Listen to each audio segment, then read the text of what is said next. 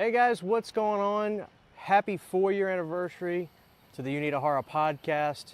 Hope you guys enjoy the show/celebration tonight. I appreciate all the fans and all the viewers that enjoy the show. I hope it's as much fun for you as it is for us to do it. And thanks for the memories. Some of you guys that watch the show have become great friends. I've met great people through the show, and just thank you. God bless all of y'all. Thank y'all for being here, and let's celebrate.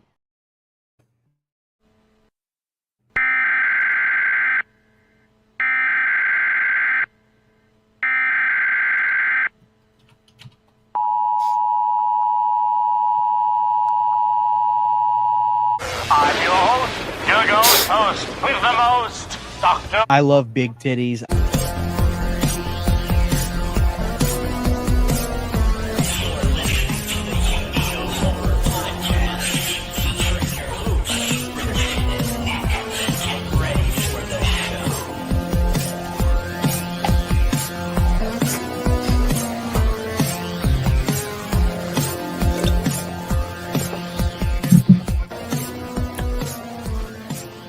Hey now, what's going on, everybody? Welcome to the 4-year anniversary of the Uneeda Horror Podcast. I'm excited to see everybody tonight. I'm ready to have a good time tonight. We want you guys to be as much a part of the celebration as possible, and we're here to have a great time. We might have some more people come in. Welcome, everybody, welcome. Of course, Nick's here with me. What's up, man? We're pulling double duty 2 weeks in a row. Who the fuck is that down there? Oh, Did you say Hera? The Uneeda Hera show? He did. The Uneeda Horror Podcast. I love it. Brandon, what's going on, dude? Thank you for hopping on, man. You were doing a lot of episodes with us for a while. A lot. Yeah, we did quite a bit. Thanks for having me. Glad to be back. You'd have kept doing more if Nick didn't like you. I know, exactly. It's crazy. No, dude, we had some fun. We had some fun ranking episodes that were pretty bizarre. That's where I started to learn that you had unique tastes, should I say. Great taste, as I like to say. Yeah. I want to tell both you guys ahead of time. You're both gonna love those clips. I think the episodes with Brandon provided the best clips, period. They were the ones that made me laugh the hardest. They were the ones that Christian was going just absolutely bonkers on. So it's exciting. He used to, guys, if you don't remember, if you haven't been watching for all 4 years, Christian used to go in on Brandon on stuff about, like, if he didn't like Brandon's ranking on a Freddy look, Christian would flip out. He'd lose his shit. He'd stand up. He'd almost storm out. I'm really excited. He just abused me in those initial years, dude. Like, he fucking hated me at first. So anytime I would say anything, he would just fucking verbally abuse me. It was insane. But we're on pretty good terms now, I think. Man, listen, it's crazy to think it's been 4 years already. It's wild how fast time is flying, but I mean, we've had people that have been listening since episode 1, The Phantom Menace. You know what I'm saying? Speaking of episode 1, The Phantom Menace, Christian, I got something for the audience here. Welcome to the show. My name is Christian Hanahara, and I got my boy Nick here. Now, what this is the Uneeda Horror Podcast. Now, if you know me at all, you know that my all-time favorite movie is Return of the Living Dead. So I had to brand a podcast completely after that. So if you know from the movie, Uneeda Medical's name of the store, blah, blah, blah. So you get where the branding comes from. But before we get started, I just want to give you a little, this is what's going on. You know, I love podcasts, okay? When I go running, I listen to podcasts. Like, I haven't listened to an album when I went running in a long time. And I wanted to kind of do a podcast. Gotta love that shitty internet. Dude, you guys look so youthful and hopeful. Dude, I know. What the fuck happened, dude? Look at me, dude. Nick looks a little older. I look like I aged 10 years, dude. Like, that just made me feel like shit. I feel like your voice was a little bit higher back then too. Like you just life hadn't beat you down yet. When I was going back to those old ones, I was like, wow, Christian really had so much more like vibrance to him, and now it's like half the time he's just like, kill me. Like, You know what, man? You know, I'm not blaming the audience, but like doing a podcast and like taking your opinion and putting it out there for 4+ years, and then people giving you shit about it, you just start to hate everybody. And like, honestly, dude, doing a podcast will make you cynical. It really will. You expect the worst from everybody. You expect to get ready to fight with people. And I think my problem is I don't fight back enough with people. Whenever people disagree with me in the comments, I should just start saying, you're an idiot. Like, that's going to be that should be my response to everything, anybody critical comes. I'm just going to respond with, you're an idiot. That's the problem, dude. You're bottling it all up, dude. That's why. That's why my face has aged 10. Look at me. My face has aged 10 years, dude. And I haven't cut my hair because I just don't care about my appearance. That video you sent earlier for the intro, I was like, that looks like Christian looks like Rob Zombie now. Like he looks like Rob Zombie. I want to say shout out JG for the $5 super chat. Said congrats on 4 years. Thank you. Here's to 5, 10, and even 20 years more. By the way, I'm not trying to put Brandon on the spot. We need to start bringing Brandon back on. We need to do some more franchise tier lists. Hold on, 20 more years? Fuck it, dude. If we live 20 more years, 20 more Chris years. is like, I'm gonna be dead in 10 years. That's what he's thinking. That's funny thing is that's Brandon's default for everything. If I bring something up, like remember that guy that was the remember that I'm sure Nick you've seen it too on Instagram. It's this like, have you tried the lasagna? Like that that buffet guy? Yeah. Like on that funny thing, he's like, how's the weather outside? Brandon was like, we gotta find that guy and interview him. And I remember I said that, and Brandon was like, oh, he's probably dead. I was like, geez, you're an optimist. 20 years is a long time, dude. Uh-oh, gentlemen. Somebody's here to crash the party. Somebody wants to come in. They're knocking. Here we go. Look who it is. There he is. It is. How you guys doing? That's Good, how are you? actually that's Corey Cunningham, if I remember. Well, you know, Corey's big league now. He's Hollywood. So he got out of the sewer and he left Michael down there. What do you know? Totally turned his back on him. He's Hollywood now, you know? Yeah. Well, So- yeah. Hey, Piz, I appreciate you stopping in, man. I have a bunch of clips that I pulled from over the years that I'm going to be playing throughout tonight. And one thing I noticed was we had Piz on a lot early on, Christian. We had him on a lot. Texas Chainsaw Massacre, Friday, Lost Boys. We ran Piz into the ground, man. I can't blame him for being like, I'm done with the Uneeda. I only have 3 more payments left on those appearances he made too. It's been 4 years I've been paying them off, but finally I'm about to be out of debt. You know? Well, no, I mean you've got a new appearance fee on the way. The invoice is on the way. Brandon's paying for it. Don't forget, paying for it. I mean, Corey appeared a few times too. Oh, So- buddy, I know. I got some clips. Don't worry. That had to be a big appearance fee. Well, those Crystal Lake kind of episodes we did, every time I look at the numbers, they still do good on like Spotify and stuff. And Our first one with Piz has 8K. it's cool. just fantastic. It was so fun to people in the chat. Y'all are making me feel like crap, man. We pulled up a clip, Piz, from, of course, Piz hasn't aged a day in like 10 years. He looks exactly the same, but we pulled up a clip from the first episode. I literally look like I've aged 20 years. I look like I haven't drank a bottle of water in 5 years. You're living hard, man. You're living hard and fast. That rock and roll lifestyle's catching up with you, man. I guess it is. You know, you need to cut back on the the performance enhancers. Well, there's okay.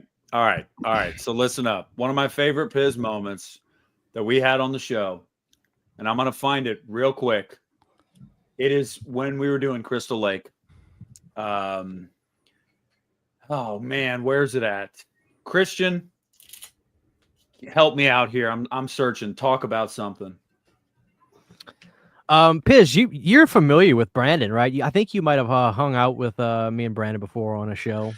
Yeah, what's up, I ha- Piz? I have him blocked on all social media. He does. So Enough of the harassment, man. I No. know a bad actor when I see one. Oh, yeah. So All right, here it is. Babe, I guess that was a small talk. Yeah, there's this. Well, you know what? I think this is it. No. Oh, yeah. she comes in the house, and it's right at the moment where Debbie Sue Voorhees is bare as the day she was born. Hell yeah. Mm-hmm. Mm-hmm. Oh yeah, yeah. Oh, it's my favorite way of explaining, like describing that scene. When he did that in that episode, I about died. Like, Mm-hmm. Oh, Piz has some expressions. I'm working on something now where I went back and I hadn't thought about that in years, and I relived that moment. So that's a good one. yeah, if you guys aren't familiar, that was Piz telling the story about the insurance lady that came to his grandma's house when he was watching Friday 5. And the insurance lady was, you know, Piz, if you want to tell the people, I don't want to take your story, refresh the people that maybe not have heard the story. I mean, I don't know if this is still I mean, it's probably not, but you know, back in the day, if you had an insurance policy, the insurance person would come to your house every month to collect, you know, the whatever. And she happened to come by the day I was sitting on the floor watching A New Beginning with my grandmother. Yes, with my grandmother. And it was right at that moment where Debbie Sue Voorhees and all of her glory, and what glory, man. And she was like, does your mother know you're watching this? And just the level of judge, like even as a kid, like I recognized, like there was like, she's judging me and I don't like that. And I just said, yeah, she does. Where did Christian go? Dude, he dipped, dude. He had to go watch that scene. He is, I guarantee you, he's probably resetting. Oh, hold on. He said, computer restarted. Okay. Yeah, I'll be back in a minute. Sure, it did. Sure it did. He's never coming back, dude. Brandon, do you have what's your first memory of Friday 5? Do you remember where you were when you first saw Debbie Sue Voorhees? Oh man, Friday 5. Where the hell was I? I think my mom rented it for me from Videoland. And I think we were living, how old was I? I was probably 7, 8 years old. And I loved the movie right away. I never had a problem with Friday 5. Matter of fact, as a young kid, when I first saw the film, for those first few years, I thought it was like Jason possessing the body of Roy. That's what I thought it was, because I think I might have seen, for whatever reason, I saw Jason Goes to Hell first before seeing part 5, and I think it sort of led to some confusion. So it never bothered me. And then when I found out the actual twist, I loved it. I'm like, I don't see how people don't like this movie. So yeah, I've always loved that fucking movie, dude. You could always make the argument that as soon as Roy lifted up the sheet and he saw little, not little Joey, but his little Joey, right, chopped up, that he looks up at the camera. That's when the spirit of Jason possessed him. Exactly. Yeah. I want to shout out really quick, Davey. Thank you so much. I still don't know how this whole gifts and membership thing works. I have it set up on my channel, but it says that Davey gifted 5. So thank you, Dave. Appreciate you, man. Yeah. Where's it at for you guys today? Friday 5. Are you someone where you're like, is it mid tier for you? Is it back half? I think it's one of the best ones in the franchise, actually.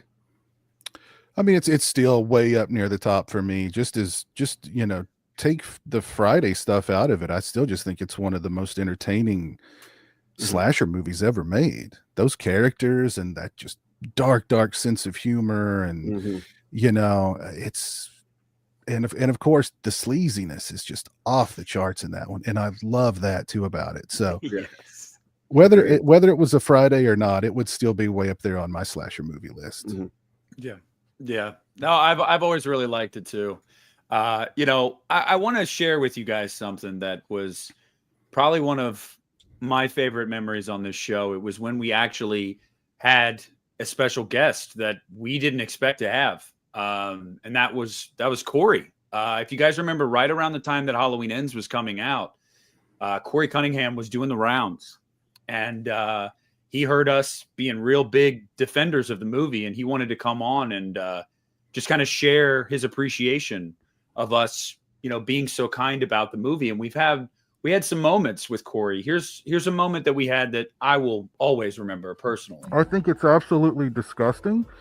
And I think Alexis clearly has just a filthy mind. She's a pervert. And only a pervert would come up with a word like nussing. I don't, that is who the media should be focusing on. Clearly, just a raving pervert. Hell yeah. That was not Piz. Do not mistake the two. I believe it, dude. I believe it. That was Corey. Legitimate. That was. And you said that Corey has now lost your phone number now that he went Hollywood, Piz? He's lost it. Yeah. Lost it. He kicked me to the curb real quick. I want to ask you both while we wait for Christian. Brandon, what was your favorite episode you did with us over the years? Like, what's the one that you're like, this was the most fun I had? Oh, as far as Uneeda goes, it's got to be the episode that we watched, Jason Takes Manhattan. Yeah. Because, I don't know, man, we just had a blast that episode. It was so fucking funny. It was hysterical. And that's the one that sticks in my brain the most. Yeah, for sure. What about you, Piz? Which one is... I know we had you on like half a dozen times, but was it Crystal Lake? Yeah, probably that one. Yeah. We actually split. We had to split that one up into 2 episodes. We had the New Line and Remake era, and then we had the Paramount era. Paramount era is definitely the more fun era to watch and talk about. Although I know, Brandon, you're a big Jason Goes to Hell fan, right? Pretty big. I hated it for almost 25 years, and then I realized that I loved it. So it's kind of a weird twist. Look at this SOB. I love it. I love Jason Goes to Hell too. I mean, unabashedly. But damn, I missed the Jason Goes to Hell talk. No, it just started. Just started. Okay, good. That's not what you call it, though, Christian. Oh, Jason Goes Straight to Hell. Yeah, that's right. That's right. Okay. All right. This is one of the best moments in the show's history. I have to pull this one up. Brandon, I know you're going to vividly remember this one. Let's see. Just fucking get it out. Number 4 for me is the Dream Master. No! You son of a bitch! Fuck! No! Is this the taboo one, but the original's not? That's crazy. I'm so mad about this. You know what, dude? Whatever. You can fucking have Dream Master at number fucking 4 if you need it there. But I'm listening. What is your explanation? Dude, I stand by that list today, dude. I love that shit. Wow. I don't remember my list. What was your number 1? If Dream Master's 4. That was the look of Freddy, right? He's one of the thing about Freddy. The thing about Brandon is Brandon likes to have an interesting opinion. So he made New Nightmare his favorite look. No, New Nightmare is legitimately like my favorite look. I think it's the best look. It's not the scariest look. Part 2 is the scariest. Anybody but knows New Nightmare is the 4. best. I think. Everybody knows it's part 4 or part 2. Part 2 is the scariest, but New Nightmare is just New Nightmare is here, dude. Part 2 is like a paper, whatever you want to call it below that. So yeah, that was crazy. I'm not a huge Dream Master guy either. I much prefer Dream Warriors. Much prefer Dream Warriors. Well, I mean, the movie or just the look of Freddy? Oh well, the look. I like that Freddy looks like a skeleton almost in 4. He's really sucked in and like he looks dead. He looks really, really lean. I always thought that look was right for Freddy. Well, the best is the Jackie Earl Haley Freddy. Everybody knows that. Man. Everybody knows that. That was the best. There was a clip that I did not include, but it was Garrett giving me shit about Nightmare 2010. He put words in my mouth. He said, "You said it was great." I was like, "I did not say that. I never said that. That is not something I'm going to include." You don't want to be misquoted. No. I've said I don't hate it, and you know what? It's fine, but I've never said that movie's great. But Brandon had New Nightmare at number 1. So me, Steak, and Christian, we all had. Did we have Dream Master at 1, or did we have Freddy's Revenge at 1? I think we all had Freddy's Revenge at 1, but Dream Master was 2. Now, when we ranked the movies later on, we had a little bit of a different order, but we did. I do love his look in 2. I think that might be my favorite look of his in 2. Oh yeah. No, the witch nose. Yeah. The witch nose, dude. It's so good. Yep. Yeah. Yeah. No, there was there was an episode, Christian, where it was that same episode where we were talking about it, and you pulled it up, and you had the look of his eyes by the pool with the fire, and Christian was losing his shit on the episode. He's like, "Look at that, that's a demon," and it's like, yeah, it is, dude. Those, it is a demon. Yeah, it is. Those red eyes for me. I can't wait to see that in 4K. I really hope it looks great. You guys all pre-order that? Is it up? I'm sure it's up. I did not know. No, it's not. Only overseas does one website have a pre-order. It's all that stuff's going to get announced in America soon. So, but I mean, I'm more interested in the remake on 4K, to be honest with you. Oh, what are we looking at? Well, what are we looking at price wise for this? It doesn't matter. Price does not matter. Doesn't matter. Sell everything, remortgage everything. Well, that steelbook set is like what? It's like $200 and something bucks, isn't it? The pre-order. So yeah, but from what I understand, not that I'm trying to justify that anybody needs to spend that much, but from what I understand, it's going to be similar to like that 007 or that Rambo steelbook box set, where they're nice, but like I said, America hasn't even announced. They're going to have standard versions and stuff like that. That people, I almost would expect to get that Blu-ray set. The only difference is it's going to have a black bar at the top that says 4K. Like I'm sure America will have something standard like that as well, but all that stuff will get announced soon. My big fear of dropping that much money for the steelbook set and it coming all the way from wherever, I think Zavi ships in the US, right? They have a US site. Yeah, they do have a US site. But still, like that thing, unless they package it like it's some precious metal, I mean, do you want to pay that much? And even the smallest ding is in that thing from where it got dropped in shipping. That's going to be a pain. Oh yeah, that's why I'm kind of waiting just to see what's what. Who knows? Maybe America will do the same thing, and at least you can order it and it'll come from, I don't know, California as opposed to wherever overseas. Yeah. So yeah, we'll see. Yeah, I asked Jesse from Diabolic if he was going to get those in, and he was like, "God, no." He's like, "No way." He goes, "That's just a pain in the ass waiting to happen." Yeah, it probably is more trouble than it's worth. Yeah. If I played something out of context, Brandon, do you think you'd be able to tell me what it's from? Dried skin. Skin. Translucent skin to me. Well, we'll see about that. Ranking the masks of Leatherface, right? I love that episode too. Yeah, so good. All right. So good.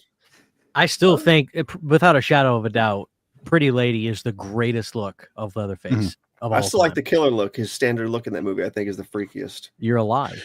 But I think if he wore the granny mask more, it would be really, really the granny mask. Yeah, that granny mask when he's in the kitchen. If he wore that like in a killing scene, it would have been really freaky. I think. Dude, Pretty Lady is great, but it's a little bit overrated, Christian. Okay, you gotta it's admit that not to yourself overrated. and to the audience. It's perfectly rated. It's a great look. It's classic. Okay. There's more context there too. This is the longer. Well, this is a little bit more of that. I want to see if you still stand by this, Brandon. It's going to be part 3. It's a fucking movie. Who cares if it looks like petrified wood? It looks fucking cool. Get over yourselves. It's cinema, for God's sakes. He's mad. Fuck both of y'all for that. Honestly, 3D is fucking awesome. It is. The movie kicks ass. I love 3D, and I have but you're drawing the line at a mask looking like wood. Yes. Dude, 3D was awesome. The guy did a great job channeling Gunnar Hansen, but the masks in that movie look like fucking dog shit. You can't tell me they didn't. Okay, dude, they look like it looked like wood. It looked like petrified wood. Dude, it looked like a Slipknot mask. What are you talking about? It was badass. It looked like a Slipknot mask. I loved it. I don't even remember what the mask looked like in 3D, to be honest. Exactly. That's not a positive or a negative. What are you talking about? He's not agreeing with you. I'll have to like look. I really don't even remember what it looked like. I like the cow head and Leatherface. That's pretty good. There you go. That movie kicks ass, though. Piz, you did that. You posted about those movies, and I was like, oh shit, I did want to get that one. Oh, I went on Diabolic, and of course, all those were sold out. But he had that one Leatherface still media book. It was the Plain Jane, and I was like, you know what? I'm gonna get it because it's so bizarre and funny that Leatherface got a media book. but you got the cool one. I mean, that art, honestly, out of the three, I thought the Leatherface one was the coolest one, to be honest with you. It looks so Yeah, man. badass. You Yeah, know? they all looked really great. But I mean, yeah, that was great artwork for Leatherface for sure Mhm. on the front and back. Where do you stand with that, Piz? Of all the masks in Texas Chainsaw Massacre, Christian, well, actually, Brandon had made the point in that episode. The only one that actually looks like skin is the original. Yeah. Mhm. Yeah, I think so too. Yeah. It's either, just the classic mask or the pretty lady. Either one of them. I love them both. I mean, I love them both. I can't pick which one. The killing mask is the iconic one, but the pretty lady, when I see the pretty lady, I just, I don't know. It does something. That's Leatherface. It just does something to you. Yeah.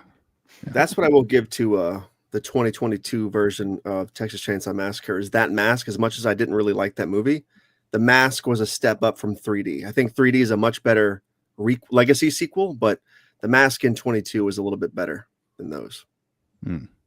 Oh, That melted baby mask, whatever you want to call it. I feel like that movie still gets a lot of shit too, and I love 22. I like it better, but it's I still enjoyed not it. 3D. I Like liked it a lot. 3D's here, 22's like down here a little bit. I'm convinced that whether the director was making a film that was poking fun at, either politics or people on the left and right or whatever with the stuff that they were talking about, obviously the gun stuff, whether he was poking fun at all of that or not, or about all the kids having their phones out and everything like on the bus. I feel like the editing made it that way. And so I couldn't see how people would really take that movie that seriously. And especially when Sally shows up, I thought it was making fun of 2018. Whether he is or not, it's like, here's a woman in her 60s coming to fight Leatherface. Of course she gets trashed in 10 seconds. Dude, like, if Marilyn Burns had survived, do you think they still would have killed her off? There's no way, right? Like if she had survived said was no. in that movie. She wouldn't have done it. Marilyn Burns probably wouldn't have done it. Yeah, yeah. I mean, she did 3D though, right? She did 3D. Yeah, because all of her friends did it. But the one thing, there's one thing that really stands out to me about the Netflix Chainsaw, other than that awesome bus scene. When Sally does confront Leatherface, and Leatherface is just like, "Who are you? I don't know you." He doesn't even go after her. He's just like, "Get out, whoever you are, get out of my way. I don't have time for you." That was beautiful. That was beautiful. Yeah. God, I want to watch it. I haven't watched that one in a couple of years now. I need to revisit that one. Don't you normally watch those movies in the summer? Yeah, I mean, definitely watch. Yeah, that's why I got my shirt on. But yeah, I definitely watch them around this time of year. I'm going to the gas station soon. I told Sydney we're going to take it's a 5.5 hour ride to the gas station. Awesome. And it looks so. Have you been there before, Piz? You've been there? Mm-hmm. Isn't the inside kind of decked out with all kinds of memorabilia and stuff? And the inside is like a toy store. Yeah. And you can stay there, right? It's like a hotel in the back. You can stay in the back. There's these little cabins in the back you can stay at. Oh, man. Awesome. And now the house, the Sawyer's house, isn't too far away from the gas station. You should go there too. Yeah, the restaurant. Okay, yeah. Really good, really great burger. And they let me go through. They just gave me free reign to go wherever I wanted in there. I didn't go back into like the kitchen area, but upstairs, down, around, everywhere. They were just like, go. Oh, so that's awesome, dude. I'm so jealous. I'm gonna go. I'm gonna figure out a day. Just go. All that is within a few hours, like the graveyard, the house, and the diner, or not the diner, but the gas station, and the bridge where they shot 2. I drove on that thing and didn't even realize I was on it until I got home. No shit. Because like in the movie, it looks like it's 20 miles long.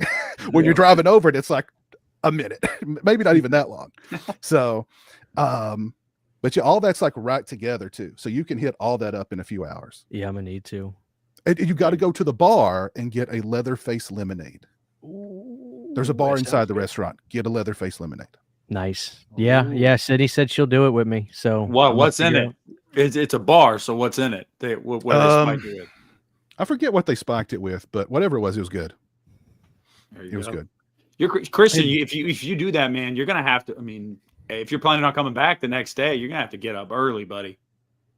Yeah, well, if I can stay, I didn't know that. I'll talk to City about that. See what she wants to do. But How much was it, Piz, to stay there? Do you know Oh, roundabout? no, I didn't stay there. I didn't stay there. Okay. The cabins in the back looked a little shady. yeah. But we went there and we of course we got some chili, and I got a Dr. Pepper with my chili, and they've got it's like it really is like a toy store, but they've got a ton of stuff in there, from the film and merchandise from the film, and just like if you're a figure collector, like my God, you could go in there and spend tons of money. And it's not like the generic stuff they got in there. They've got like the old like the Mezco, NECA stuff, and super expensive like stuff in there. Like the collector's item stuff. I saw a video, and I'm sure it was from you if you made a video about it, but somebody did it, and I was just like, oh my God. Yeah. Yeah. I mean, we talked about it. We would just wake up real early on a Saturday. Of course, Sydney is what do you call it? Whatever they call it, princess, where she never drives. I forgot that there's a funny term for it. Passenger princess. She's a passenger princess, so she'll be like, "Oh, it's only 5. That's not too bad," But I used to in my oil field job. I mean, I would drive to Houston at the drop of a hat with my job, which is 10 hours from me. So like driving's not a big deal to me. But we'd wake up, go, and then go ahead. On your way back, you can always stop through Texarkana. The town that's what sundown. That's what I did. And all those locations are like right together too. Dude. So I mean, like you can hit up the park, you can hit up like where the train station was, where the hotel, it's all like right there. That movie too, man. I'm so glad you brought that up, because I feel like where's like the diehard fan base for the town? Like that poster to me too. That's a great movie. That is. God damn, man. That movie was really difficult to find for a lot of years before Scream Factory put it out. Even after Scream kind of, shouted it out, and people were like, "What talent?" That it was still very difficult to find. Now everybody talks about it. Everybody does. Everybody's like, "Oh, I see people posting about it on Instagram all the time." But like, even still, I just don't feel like. I mean, I don't feel like it's got the fan base of like My Bloody Valentine and this. And I know it came out earlier, it was a 70s film, but what's so funny about that movie is, God bless him, I still have a video store open by me, and it's such an interesting situation because the family owns the shop, the brick and mortar. They own the whole thing, so they don't have to charge rent to stay open, which is why they stay open. And it's funny because like back in 2013 or 14, I remember Piz had reviewed it, and I think that's where I heard about the film. And I remember I went there, and I guess the guy that was running it, he was still actively, and he still does this, but he still actively gets in new releases. And Scream Factory was still doing big distribution, I guess, to stores and stuff. And like he had a little spinning kiosk thing on the counter of some Scream Factory titles. And sure enough, there it was. So I bought my Town That Dreaded Sundown at a national video, which, I mean, it makes it so much cooler. But yeah, I loved it, man. It's such a... Because at that point, I had never really seen a movie that approached, I guess, a slasher film like so freaking serious. There's nothing like campy about it. It's just like bleak. I love that movie so much. Yeah, I'm more excited about those locations, to be honest with you. Well, maybe not more, but they never caught that guy. Never caught him. Dude, I feel like, is the remake hard to get too? Because I don't own the remake. Sir, it's a sequel. Thank you very much. Oh, that's right. Yeah, it is a sequel. Yeah. God, I hate people like that. They what's funny, what I discovered was like every year they do around the time when the movie was released, they do a big screening in the park, and there's still family of victims that live there in Texarkana. You're kidding. And they shot the sequel there in Texarkana, and like there's the granddaughter of somebody who was killed still living there, and like they've turned her grandpa's death into this tourist attraction. Yeah, so it's kind of a weird thing. And like when you go to that town too, like it is quiet and it is eerie, and there's not a lot of people out and about, or at least they weren't the day I was there, and I was there for several hours just soaking it all in. It's eerie. It's eerie. Yeah, now I want to watch that. You're just adding a bunch of stuff to your watch list, like while we're sitting here No. talking about stuff. That would be a great double feature with Zodiac. Really quick, I just got to bring this up. Brandon, man, you were talking about this the other day. I might have brought this up to Nick too, and I'm sure Piz has seen this. Earlier today, I watched Stir of Echoes, and I thought I was gonna hate it, just because I just figure I forget Kevin Bacon's a legitimate horror fan, but that movie was good.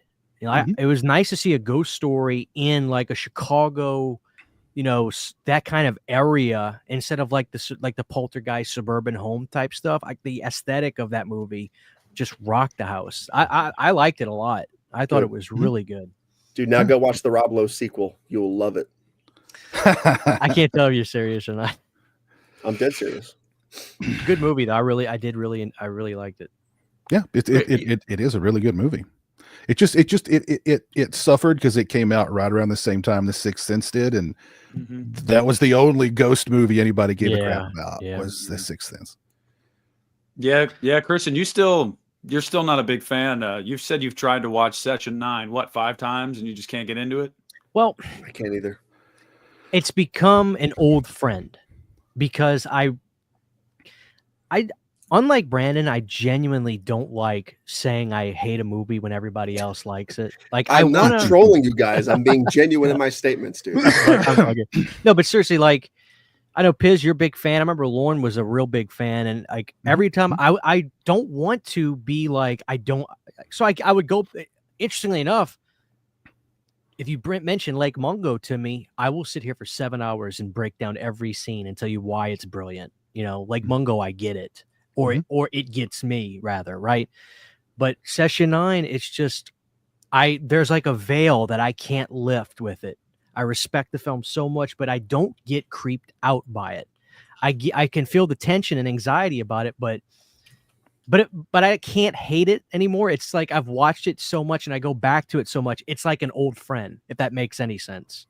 You know, but it's just one of those things, man. I just don't think, you know, not everything's going to hit for you like it will for other people. But it is an important movie. I still tell people to check that out if they haven't seen it. So I've seen Session 9 once, I'm pretty sure, and I did not like it. It's about the Waverly Hills Sanatorium, right? You could say loosely. Yeah.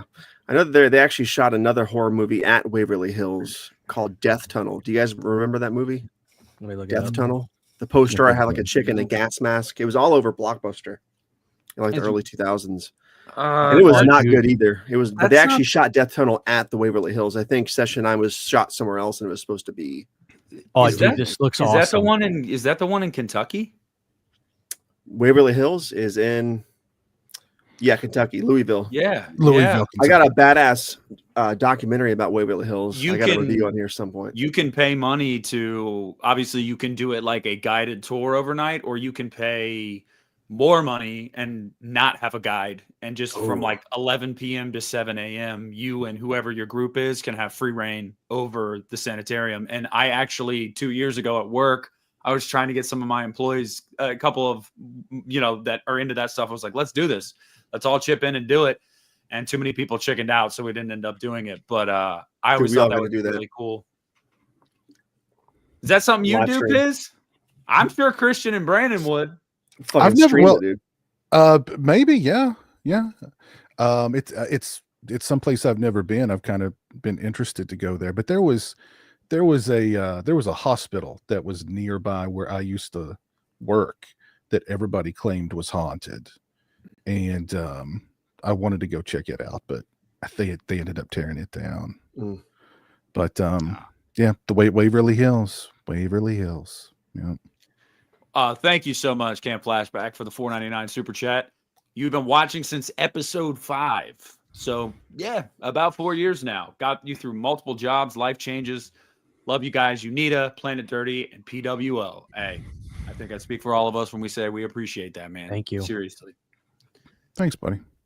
All right. Well, Christian did this nice little edit on an episode, and I just want to tell you guys really quick. He set me up on this on purpose. It was intentional. He wanted to have this moment so he could overreact and then also bully me in front of people. And so this was the edit he put together. My name is Nick from the Lost River Drive-In, and I probably ruffled some feathers this evening with this comment I just made, but let me just double down.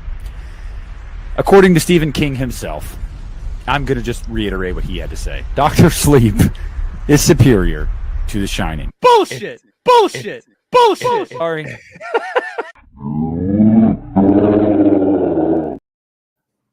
Dude, I still haven't watched that 4K on my shelf of Dr. Sleep. Dr. Sleep is really good. I mean, Dr. Sleep, Mike Flanagan is such a good director. He's somebody I don't think gets enough credit either. He made a movie that appeased both The Shining, the movie fans and the book fans. Right. Yeah. And just context on that, guys, is I read The Shining. And so, like, I read a bunch of Stephen King. Listen, the book is not even as good as the book is not as good as the movie. Dude, who gives a rat's ass about a nice father who goes to a hotel and then loses his mind? Jack's character was already a POS. Yes. So when you see him going to that hotel, he already hates his wife and his kid before he gets there. That's you're making my argument. That's the brilliance of Stanley Kubrick.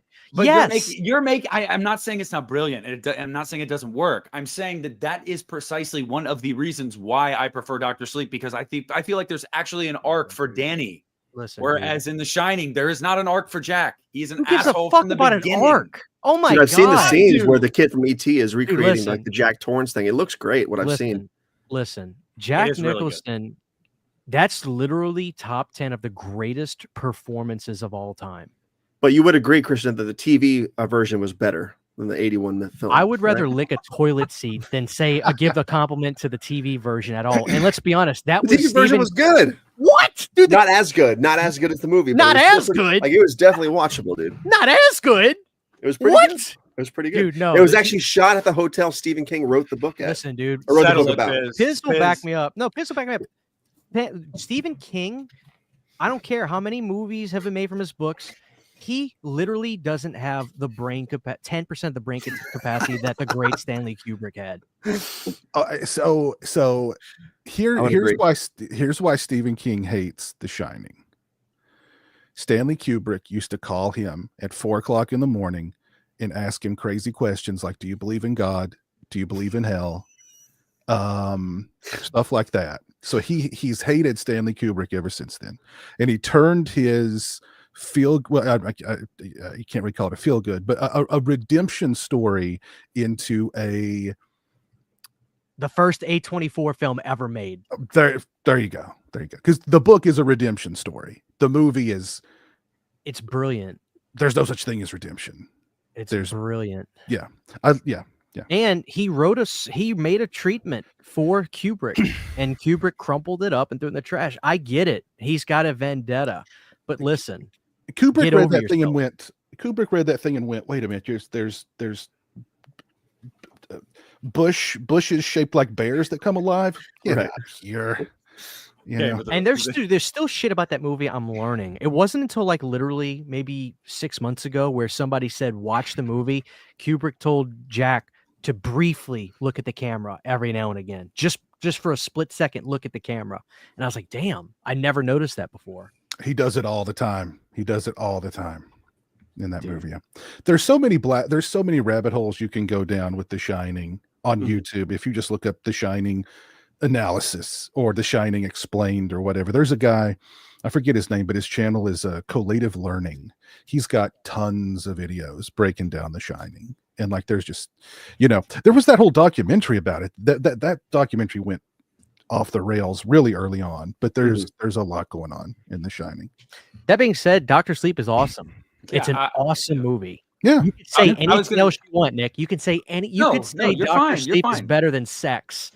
And I would at least say, okay, I'll listen to your argument, but you cannot say that Dr. Sleep is better than The Shining. No, I know.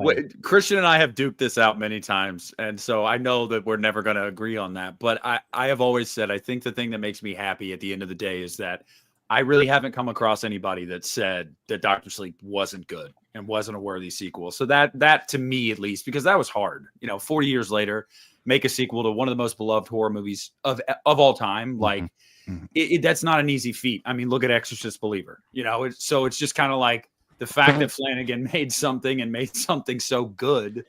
And I don't know. Yeah, it was cool. I showed it to my mom. That was one of the most rewarding things because that's like that and The Exorcist are my mom's favorite movies of all time. And she was like, that was really good. And I was like, wow. All right. I'm not crazy for thinking this is really good then. Like, you know. Dr. Sleep also has like one of probably the most like uncomfortable to watch scenes I think I've ever seen in a movie where they're torturing that little kid after the baseball game. Yep. Like that was difficult to watch. Very difficult to watch. That kid was a very good actor. Yeah. But like, could you imagine being that kid's parent watching off stage, watching like, you know, like your kid being tortured? Like, you know, that was difficult to watch. Yeah. No, that is really, really tough. Did you guys watch the, I'm sure you all have the Steelbook, the 4K or whatever. You guys have watched the director's cut, right? It's like 30 minutes of extra footage. It gives more backstory of Wendy and Danny when they, you know, before we jump to Danny as an adult, and it actually plays out in chapters. Like it'll literally say chapter 1, chapter 2 throughout the movie. It's 3 hours. The director's cut is absolutely not. I'm not sitting down for 3 hours watching it. I'll take your word that it's awesome, but it's awesome. It really is good. I'll watch a 3-hour Rob Zombie film, but that's it. I will. Brandon, you still haven't seen it once? No, I got that 4K. Actually, I think it's just a regular. It's not a 4K, but I've had it for like 3 or 4 years. I got it from Black Friday somewhere, and I have not watched it. I can tell you, looking for it. He's looking for it. Yeah. The most rewarding way to tackle that is watch The Shining, and then like the next night watch Doctor Sleep, and then just go to bed. That's what we did. We watched The Shining, and the day before it came out, Doctor Sleep did, and then we went to Doctor Sleep in theaters the next day. And that's the most rewarding way to watch it because Flanagan is like he really pays attention to detail. So like everything was down to like the last detail. Like it was like, oh man, like that's right where it was left. Like that's the best way to watch it. Nice. And he's the only reason why I have any semblance of faith in this next Exorcist movie. Yeah. Like it could actually be good since he's directing it. It might. Are they still doing the Believer Deceiver trilogy thing or no? No. Is that over? This one it's called Deceiver. I don't know how. Oh no shit! I don't know how closely it's going to follow Believer, or I don't know. But that the last I heard, it was still called Deceiver. Well, he was able to save Ouija. I mean, Ouija sucked, and Ouija Origin of Evil was not bad. So I'm just saying, yeah. Now, well, Christian made a good point. We talked about this months ago, and he was like, "Why didn't they hire him from the beginning? Why is Mike Flanagan of all people being the cleanup man?" Well, you know, what I thought was this is the best thing for David Gordon Green. I really think if he was going to try to if he was going from one horror trilogy to another, I just think that would have been honestly worse for his career than better. And who knows if we'll ever see another David Gordon Green movie again, to be honest with you. So it may be just as well. But I thought, man, this is going to be. It didn't dumbass write that movie, Danny McBride? Did he write that movie?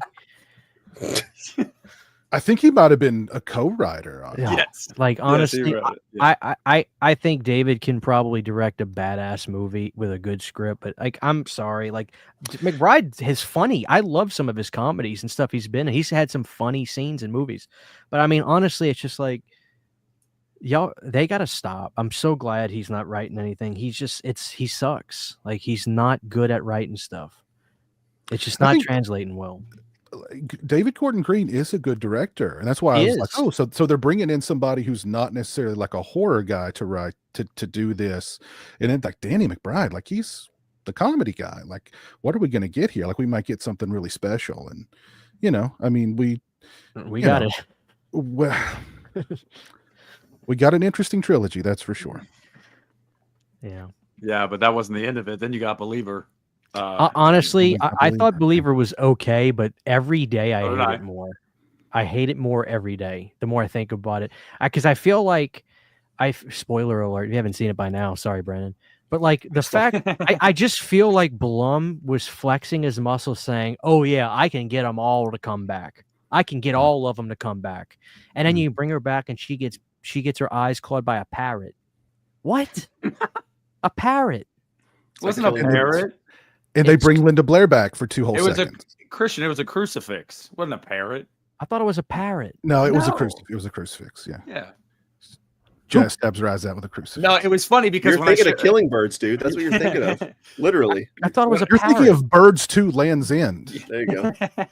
It was funny because when I showed it to my mom, she's sitting there and she thought that Ellen was marked for death. And Wait, she's how'd like, the crucifix get in her eyes? the crucifix was on the wall, and Ellen burst Yeah. in for whatever reason, thinks that she's Dr. Loomis, and she's going to go face down the demon herself at like 95 years old.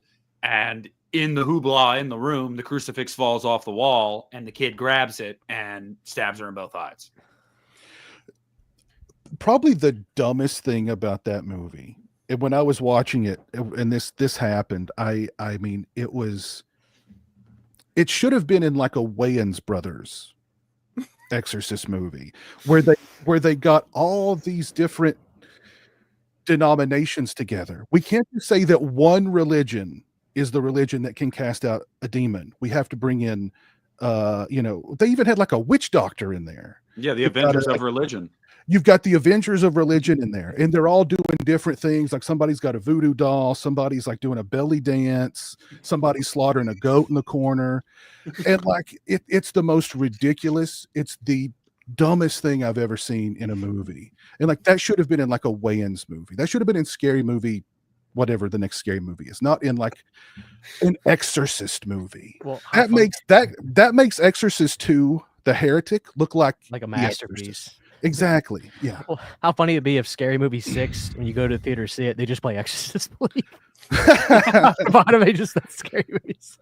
There you go. No, There you I go. just I don't know. Like it's like there's some decent stuff in it, but like every day I think about it, I was just like, wow, you guys are lucky Friedkin died right before that movie came out. Oh my God. If you saw just like when somebody asked him what he thought about what Pacino thought of his character in Cruising, and he was that blunt. Imagine if somebody would have asked him, Mr. Friedkin, what do you think about Exorcist Believer? I can only imagine how many rolling donuts and what would have been said by Friedkin. He would have crucified that movie so beautifully and so directly, and he would have used such colorful language. Like I wish he was still alive when that movie came out. Man. It would have been beautiful. Oh, That's yeah.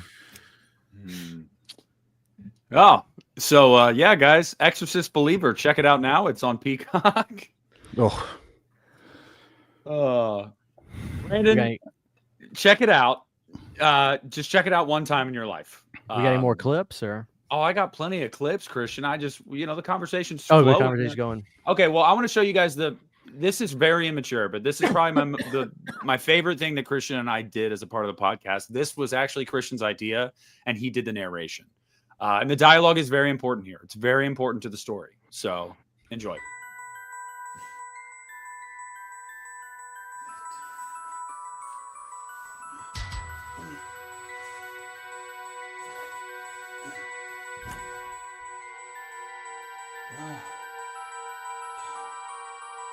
What's in my ass? Christian, are you awake? Oh, damn. Yeah, dude. Something's up my ass. Damn it, Nick. What kind of trouble did you get us in this time? Hello, Christian and Nick. I want to play a game. The Uneeda Horror Podcast is over 2 years old, and despite constant requests from the viewers and fans for a dedicated Saw franchise show, you have yet to listen to them and deliver what has been promised for so long. The devices you feel inside of you are explosive dildos, 12-inch dildos to be exact, and they are filled with sulfuric acid. If the Saw franchise podcast is not recorded and released within the next 48 hours, those devices inside of you will explode, and you will die a very painful death. The podcast is your key to freedom. Live or die. Make your choice. Also, be sure to like and subscribe. I like how as soon as Nick wakes up and he realizes, wait, there's something in my ass. Christian? That was funny shit, man. I completely forgot about that. No, the thing that pissed me off the most was your dialogue was like, "Oh, Nick, what'd you get us into this time?" Like it would be my fault that we had dildos. Not 12-inch again. dildos. That's a very minimal reaction for a 12-inch dildo. Holy shit, dude. Yeah, man, that was funny shit. Wow. The backstory to that is like Christian and I would talk about Saw all the time because we like the Saw movies, and we 2 years on, we hadn't done an episode on it yet. And so Christian was like, dude, people keep asking for it. We need to go all out for it. So we need to do a skit. All he told me was, can you have a solid color in your room, your lighting? Like, I'll do the opposite of your color, and I want you to just wake up and like be laying there, wake up and pretend that you're bound and say that there's something in your ass. And I was like, all right, you got it, dude. How Man, did that they was not funny. legitimately do that in a Saw movie? Like they put something up, they put like some sort of explosive device up somebody's butt and like, The death plug. exactly. You've got 5 minutes to, I don't know, do The something. grenade It's- plug. It's going to get bigger every 30 seconds until until it explodes or That's funny, man. Yeah, that was a good episode. That was a good episode. That was before Saw X X. came out Yep. too. We did that in preparation. That was why. It was like you felt like it was good timing. You were like, well, people keep asking for it. There's a new one coming out. Let's do it. Yeah, so that's what that was.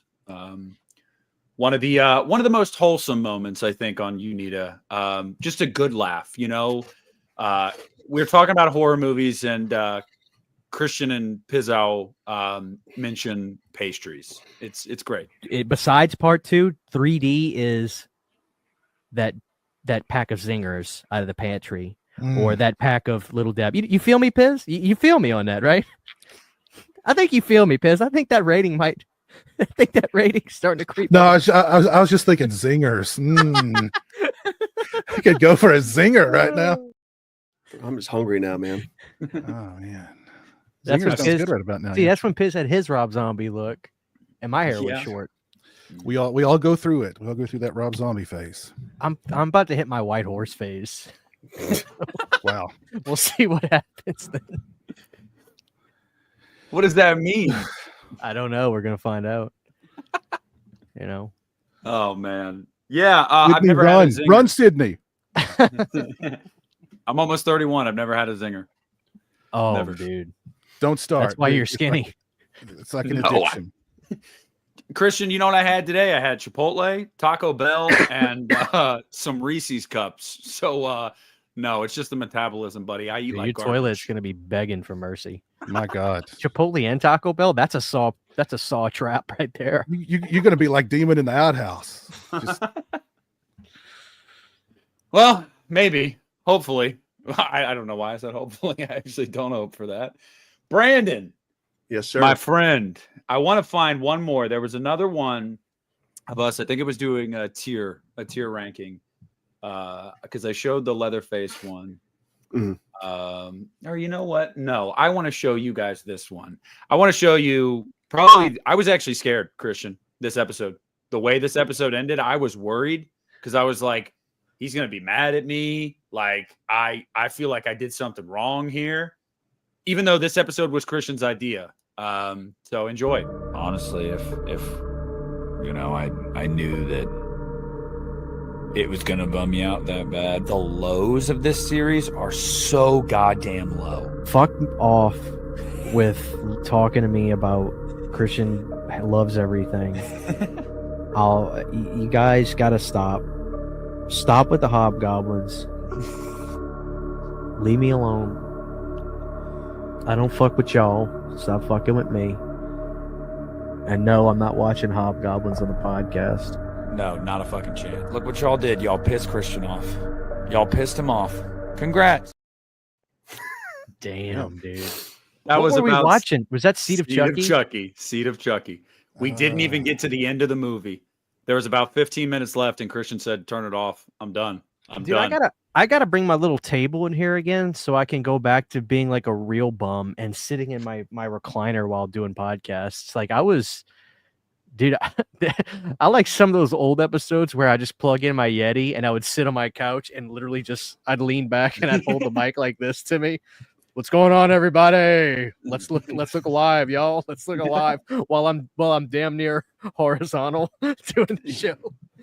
He went off the rails, man. That was an edited clip that he had put together of just a couple moments from the end there, but like he went in this diatribe where he was like, y'all can keep Chucky. I'm done. I don't want any more Chucky.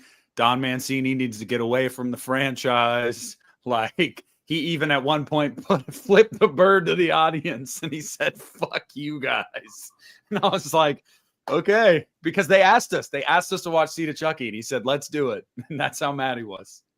And the irony is I ended up enjoying the show a little more than I thought I would. I don't like season 2, but season 3 is so insane. It's funny.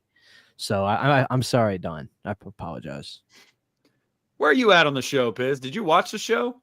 I watched the first few episodes and it just didn't do anything for me. So I really, you had to keep going a little bit. But I'm not saying you would have liked it either, but yeah, the first episodes are kind of boring and just like, oh God, I hate everybody on screen. That's the way I felt. Then they grew on me. What about you, Brandon? Did you watch the show? Not one episode. I've heard good things. I've heard bad things. I think I was so burned by Cult of Chucky. I was just like, it was just such a weird movie. And then I didn't like the remake, so I just sort of fell off the Chucky wagon. But I'll check out the show eventually. But it got canceled, right? Or are they continuing it in like a new movie? No, they canceled it. It's done. It's done. Yep. Well, no, if you ask Don Mancini. No, they didn't renew it. Yeah. Whatever that I mean, means. they dragged it into that last season. They got a mercy last season out of it because they were gonna axe it after whatever the second one or third one. They get 4 seasons or 3? 3. Okay, they were gonna axe it after the second one, and they kind of gave him a mercy. I saw a couple scenes from the show. I think I saw a scene where Chucky's talking to a doctor about like Don Bulla abandoning him or something. I'm like, they went fucking wild with the lore in the show, I guess, because that just sounds so crazy to me. Well, they abandoned the lore. Like they really did. Chucky can just be in 100 dolls at the same time. I didn't watch season 3. I thought season 1 was okay, so I watched season 2, and by the end of season 2, I was like, okay, yeah, I'm out. They brought everything from Seed in, everything from Colton. I mean, it was just, I was like, no, I'm done. What that's why I think 3 is fun, because they just do every episode is like an insane Mad TV episode, because I think Don was like, okay, our ratings are going down. This may be it. Let's literally throw everything at the screen. And they did some funny stuff. The funny thing about Brandon is like everything that everybody watches, he won't watch, but nobody watched Twisted Metal, and he would not shut up about it. Dude, it's so much fun. That show is just Samoa Joe, the wrestler. Fucking sweet, dude. Yeah, Samoa Joe, the wrestler, played somebody. It might have been Twisty or something. He played Sweet Tooth, yeah. Sweet Tooth. The voice is played by, I forgot the guy's name, but he did a good job physically as Sweet Tooth. He was pretty imposing. And he's back for season 2. Yeah, he's a big old boy, Samoa Joe. So you guys, dude, fun fucking show. Anybody watching, check out Twisted Metal. It's better than you've heard, I promise. So we had Pizowell on to talk about the Lost Boys as well, which, Christian, this is one of the only episodes we've done that was less than an hour long, which was honestly wild to me. But Piz was asked about the Thirst in the Tribe. And if you guys want to know how he feels about the franchise as a whole, this was what Piz had to say. Yeah. Like I said, I prefer to just ignore those 2 sequels. They didn't happen. They just didn't happen. At least not in the Pizowell home, right? I'm assuming you don't own them. No, I don't think so. I actually, the third one, yes, I don't hate. The second one is just awful. It's pretty bad.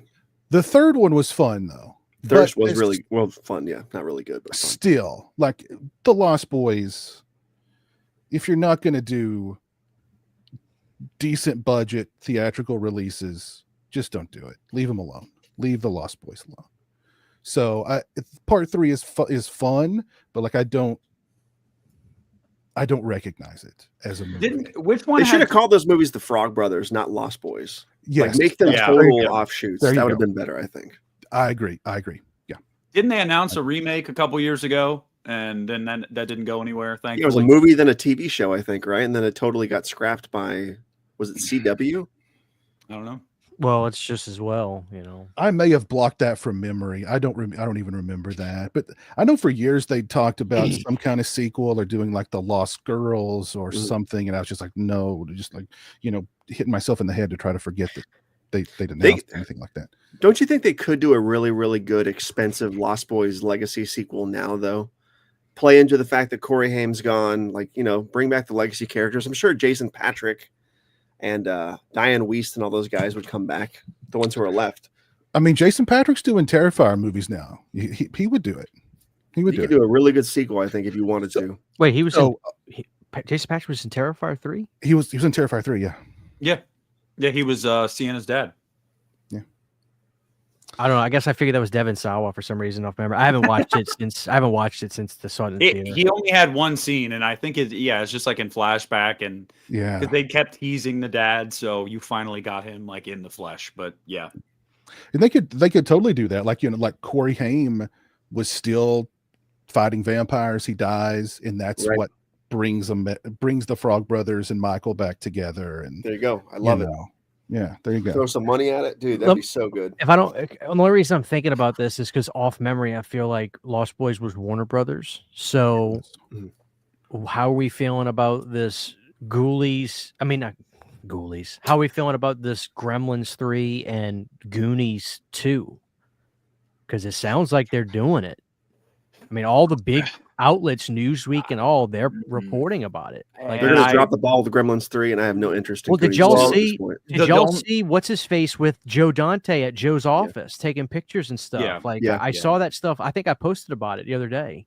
Yeah, I mean, like Gremlins, if they're going to do puppets, animatronics, practical effects, I'd at least be willing to hear them out because I actually do like the new batch. I do, but if they're going to go. Anybody with common sense does. I mean, but if they go CGI, no thanks. But as far as Goonies 2, I mean, really, that feels like it's been way too long. Well, I need Feldman. I need Feldman to be in 2. There's no way.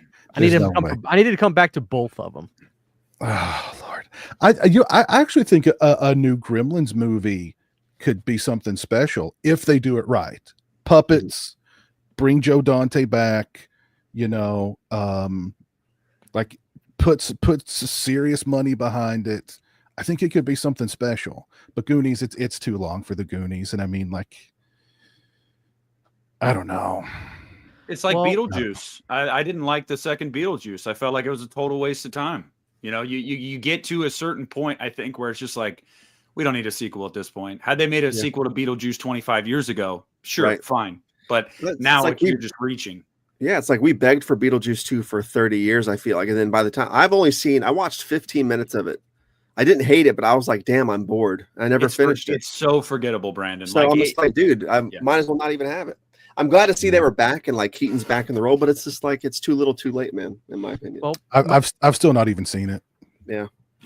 If Zach Galligan comes back for Gremlins 3, I think we got a fighting chance. You know, and if Joe Dante's directing it, because I know he's kind of up there, but he still seems like he's doing his thing.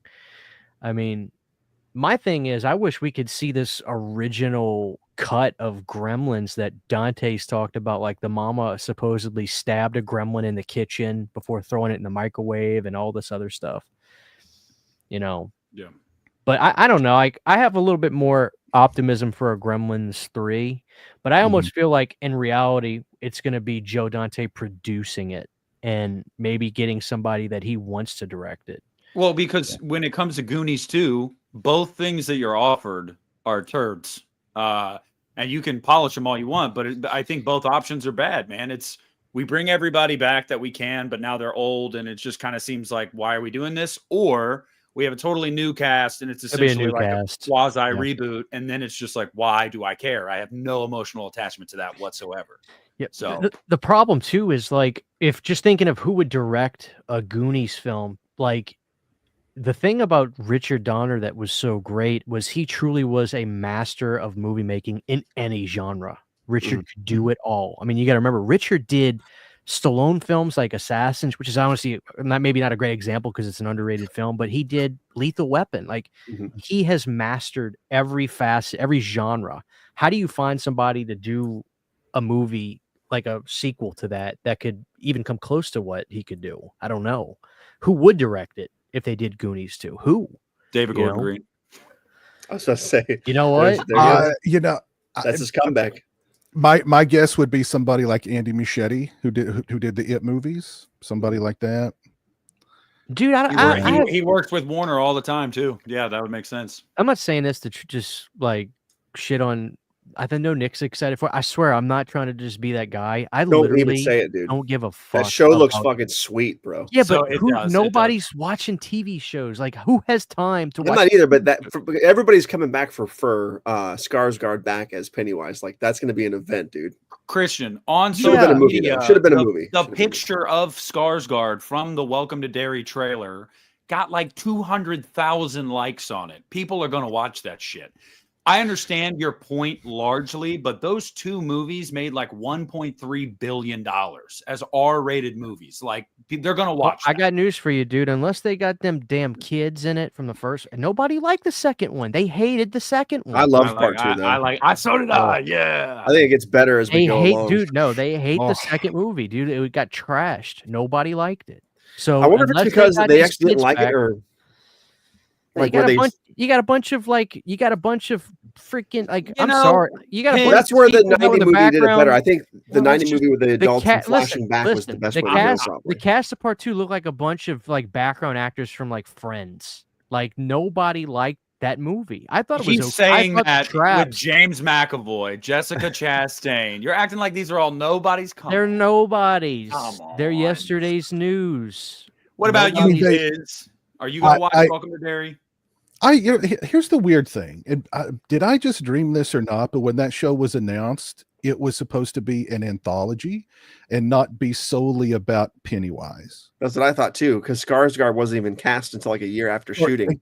Exactly. So and now they've completely rearranged it to it's Welcome to Derry, which tells me like they clearly like whatever they were excited though. You know, yeah. Well, but that the trailer just looks like so you're gonna have like an 8 to 10 episode season that's just gonna be like It Chapter 1 for 8 hours or 10 hours of It Chapter 1.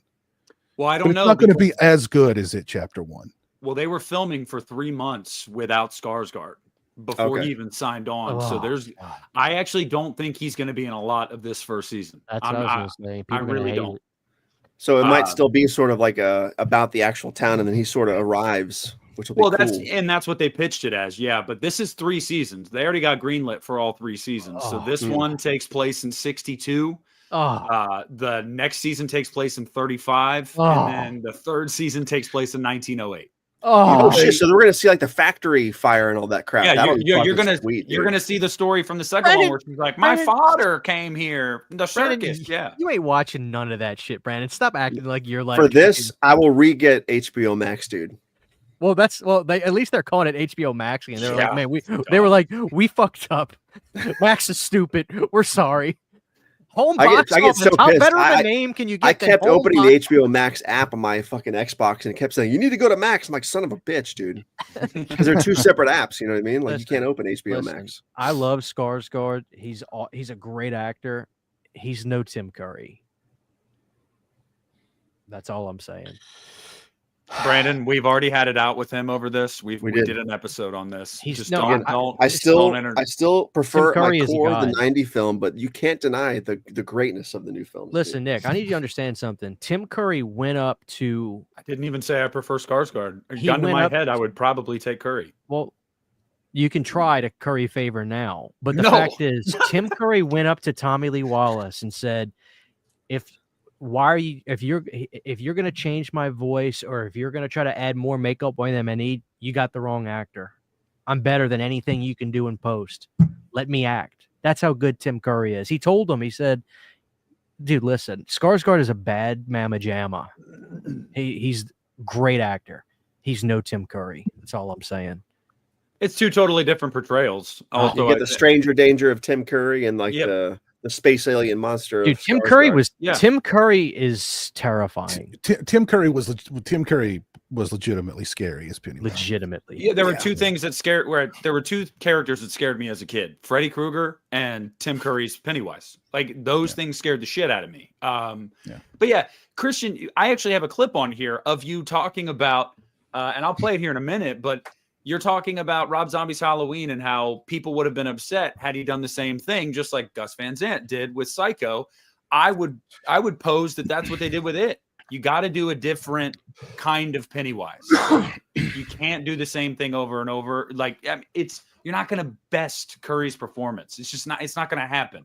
But you can be just as good or very close to it if it's a different take on the character. So no, I agree. I love Bill Skarsgård. I'm just trying to upset people. I'll be honest with you. I'm sorry. Somebody said you're an old man in the chat and that you need to go to bed. No, but I do think Curry's the best. Curry Skarsgård is a good actor. There's no question about it. He's very versatile in what he can do, and he can disappear into roles. He can be your pretty boy actor if you want that. But then he can disappear into a role and just, Pennywise or Nosferatu or what have you. So both good actors playing Pennywise and play him two different ways, but the Tim Curry Pennywise would eat the Skarsgård Pennywise alive.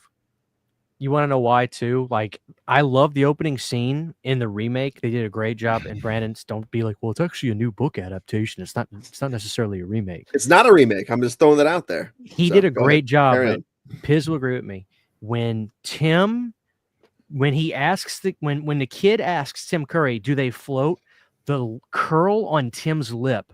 It's not, I'm a serial killer. I don't want to say the word because you guys know what kind of. Yeah. It truly makes my blood run cold watching that scene. That Tim Curry is one of the greatest actors of our lifetime. He was getting his jollies. That's disturbing. And that was on television. Imagine a kid watching that 1990 on TV. Are you kidding me? I was watching it in 1990. Oh on God, TV. you probably didn't sleep for nights. Come on. What was the scariest thing about it for you, Piz, as a kid? Since you got to experience that in its run. Because for me, it was the bathroom scene where he comes out of the drain. That was Nightmare on Elm Street scene, dude. Yeah. I've never been afraid of clowns, but Tim Curry's Pennywise clown was a whole other ball game. Yeah. So that scene where he comes out of the drain in the bathroom, that was definitely, I remember watching that as a kid and thinking oh man, there's no place you can hide from this guy. Or this thing, he's everywhere. Or the scene where they're, the one kid, he's the kid's dad. He's standing in the water near that big pipe. Oh, and he's holding. Yeah. That was a good one. All the stuff with Beverly, even as a little kid, something, the gears were turning. And I'm going there's something weird with her and her dad. What's going on there? And Pennywise, even though it was TV, he was kind of playing into that, and there was just something really unsettling and creepy about just that alone. So I want to ask you guys a question. You may agree with me, you may not agree with me. We talk about masters of horror. There is an argument he's going to say that Tommy Lee Wallace is truly 3 for 3. Piz, what movies am I talking about? I'm talking about Halloween. I'm talking 3. about Fright Night 2. Yep. Fright Night 2. I'm talking about It. Dude, some directors that we hail as legends, they have a lot of movies that are good, but they may have 3 movies that are great. Tommy Wallace has 3 great films. He would have gotten more notoriety had he done more, I think, or gotten recognized more. I don't think that, and I'm sure does he have other films he directed? He does, but the problem is Halloween 3 tanked and was considered trash for years and years. Fright Night 2 came out in 2 theaters and disappeared immediately.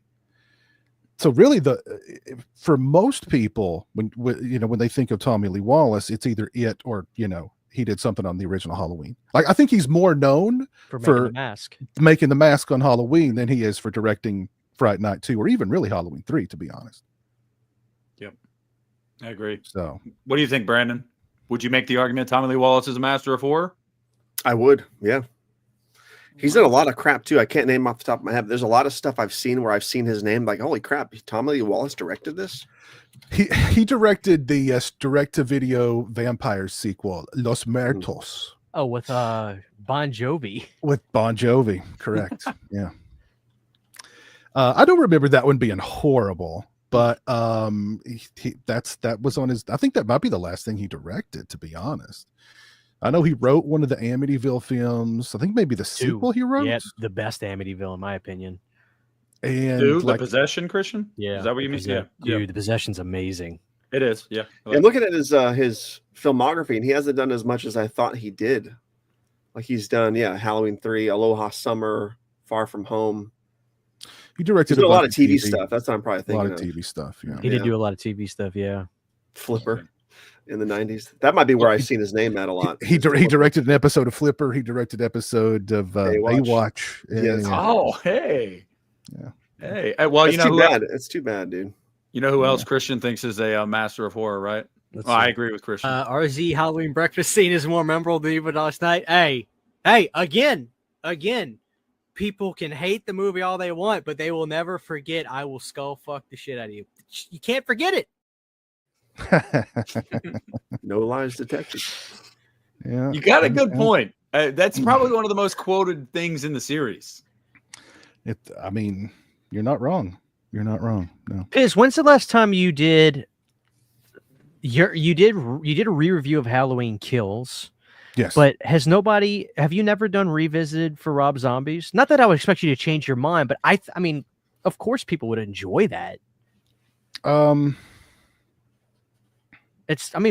got no Halloween films coming up this year. Why not consider it?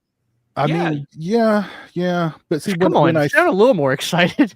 He likes H2. You like H2. I don't want him to do H2. I want him to do H1.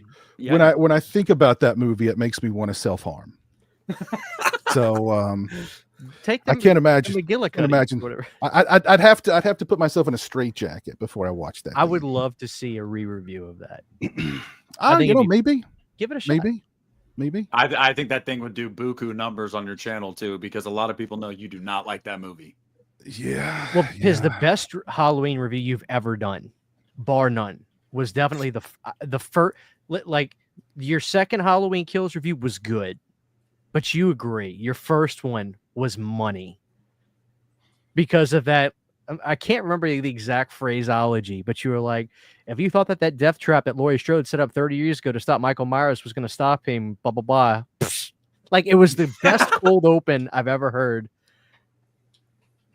And 30 years in the making, and she forgot about this little door in the side, that he just casually walked out of, Yeah. Dude. I was hurt, man. I remember talking to Christian after I watched Piz's review. I was like, I can't wait to hear what he thought. I was hurt. I was like, shit, he hated it. Like, because I think Christian and I were on a similar wavelength. And Brandon, I know you love Kills. Oh. I'm very much like, I had a blast with it. Christian says, yeah, it's dumb fun. And we were talking. I was like, I can't wait to hear Piz's review. And I remember when he put it up early on Patreon, and I was just shattered. I was like, no. But you couldn't argue with what he was saying, though. No, you couldn't. Everything is the way you perceive it. And I don't know. I enjoy those kinds of reviews. Like when you did the re-review, it was good. I love that video, but that first one was hysterical. That is by far your best Halloween review of all time. That's just my favorite one. Me and Cindy will pull that one up every now and again, and we'll just laugh. We'll laugh our ass off at it. But you did think he was a CGI Loomis. You got to give him a credit. You got to give him credit there. They grabbed some jackass on set and said, "You kind of look like him. Let's put a ball cap on you." I met that dude. Even just him standing around, he kind of looked, not in, like he kind of looks like Loomis, just on this, just out and about, So they did a good casting job. Yeah, I gotta say though, I could still do without that, CGI or not. Not necessarily the opening, but just Loomis. It's just because they're not doing CGI, which would have been a problem. But the way they did it, the guy looked like him, but it was a different person doing the voice. And I feel like the audio dubbing, it just looked really weird. And there was just something about it where I was like, I don't think we need this. And then they added the lore of like how he was about to shoot him, And then like the cop was Yeah. like, no. And I'm like, okay, this is dumb. We didn't need that. That was a Halloween 4 Loomis, where Halloween 4 Loomis would have executed him if he had the shot, the chance. 78 Loomis would have been like, I can still reach you, Michael. Yeah. You know, but Yeah. What do you think, Brandon? What do you think of the Loomis inclusion in Kills? I enjoy it. It is a bit clunky, I think, because the voice does seem to sort of stumble slower than his mouth moves, but that's about it. I'm not really a fan of that flashback stuff in Kills at all, really, because I just hate the way the fucking mask looks in that flashback sequence in Kills. I love Kills, but the mask in no way, shape, or form looks right in that scene. Like they should have got they should have had Nag do the mask or something for that movie, because I did not like that white mask. It does not look like the first mask at all. There's nothing about that flashback pisses me off to this day, dude. That's about all that movie pisses me off, but it's a big deal. That mask fucking sucks. In my opinion. You sound like a Halloween fan. I mean, I don't disagree though. Everybody was really creaming their khakis over that, and I was just like, it's frustrating. It's frustrating because when they did Halloween 2018, and I don't like that movie either. I saw photos where the guy had done like sort of a de-aged version of the 2018 version of the mask 40 years later, and it looked a lot better than the fucking mask they used in the flashback scene in Kills. I don't know why they chose to go with a new weird mask. No, I would make the argument the mask they used in 18 Kills and Ends, like had they just, I don't know, de-aged them. Like I don't know why you had to do something totally different. Those masks look good. I still don't know why they did that. It can't be a rights thing, I don't think. No. Just they could have just they could have just got a mask from Trick or Treat Studios that would look good, I think. And aged it up.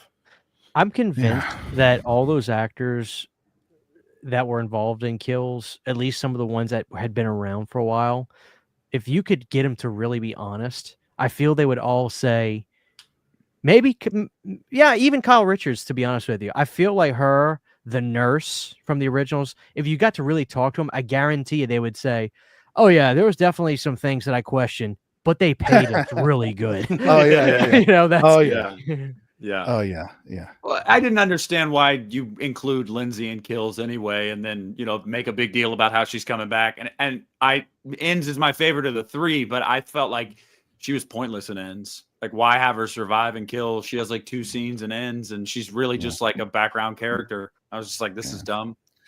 I mean, I'll defend Ends. I'll defend Ends. That's the Halloween 3 of this trilogy. I'll defend it. But Halloween Kills to me is just, my God, like what were they thinking? What the hell were they thinking? Yeah, Brandon hates Ends. It's his least favorite Halloween movie. It gets under my skin. Like my fingernails itch when I watch that movie. I don't know what it is, dude. Have you watched it? You're detoxing off whatever drug you're taking. I know. Well, Brandon, if you don't like Halloween Ends, you might like probably one of the highlights of this show ever, when we actually had Corey Cunningham on the show, man. Oh my God. Is that Corey or is that Michael? Oh, this is Michael. He's quiet. We got Michael Myers. We got Michael Myers on the show. Corey?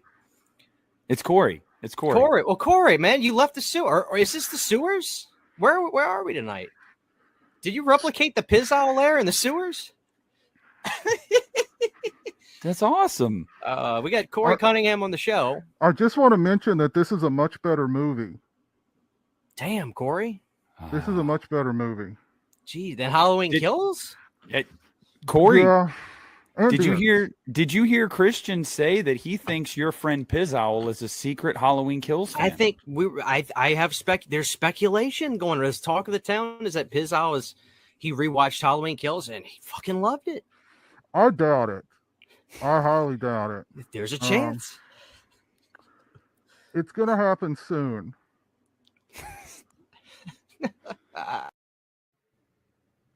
Oh my goodness. That's when I was still taking calls and risking everything. Oh man, I remember that era. I didn't see the episode where you decided to stop taking calls though. Oh man. No. The episode before that one, Corey actually called in. And I remember that. Yeah, and was I think Corey said that I was cute and that he liked that I was such a big fan of Halloween Ends and I was a big defender of him. And then Christian said we needed to have him on the show. And then a week later he showed up. But I guess that kind of worked perfectly because we were just talking about kills and Piz still doesn't like it. So Corey was wrong. Still don't. That I like Halloween Ends, but that can't be the last Halloween film that gets made. Just it can't. It's not. Give them a couple. I mean, they're doing this. They're doing the series now. They're working on that, but there'll be another movie. Don't worry. There'll be another Series. Yeah, Christian, this is what you said about Ends. This is only like 8 seconds. If you're gonna make Corey the killer, when he went in that cave, he should have killed that geriatric son of a bitch. He should have cut his throat, slit his wrists. And I agree. I still think that that's what they should have done. Dude, they went out of their way to make these movies not make sense. I'm sorry. They did. I like Ends, but they went out. If you watch them back to back, it's troubling watching them back to back. Well, you can definitely tell a trilogy was not what they had in mind. Halloween 2018 has a beginning, a middle, and an end. It's not perfect. That's the most Halloween of that trilogy is Halloween 2018. Mm-hmm. After that movie was a huge success, and they're like, oh, hey, let's capitalize on it. And they just pooped these things out. Like there was no, like you could tell they had no idea what they were. They had no idea what they were doing. And they can blame they can blame COVID all they want. They had no idea what they were doing. It's just so weird too, because it was such a large purchase for Blumhouse. You know, like, did they really think they were only going to do one movie? Like, seriously? Were they like, we just spent tens of millions of dollars to get this IP. We're only going to make one movie. I don't know. And, you know, as the years went on, they said, oh, no, we always had it planned. There's no way. No way. I think what they really meant was we hoped we could make more because we wanted to make a lot of money.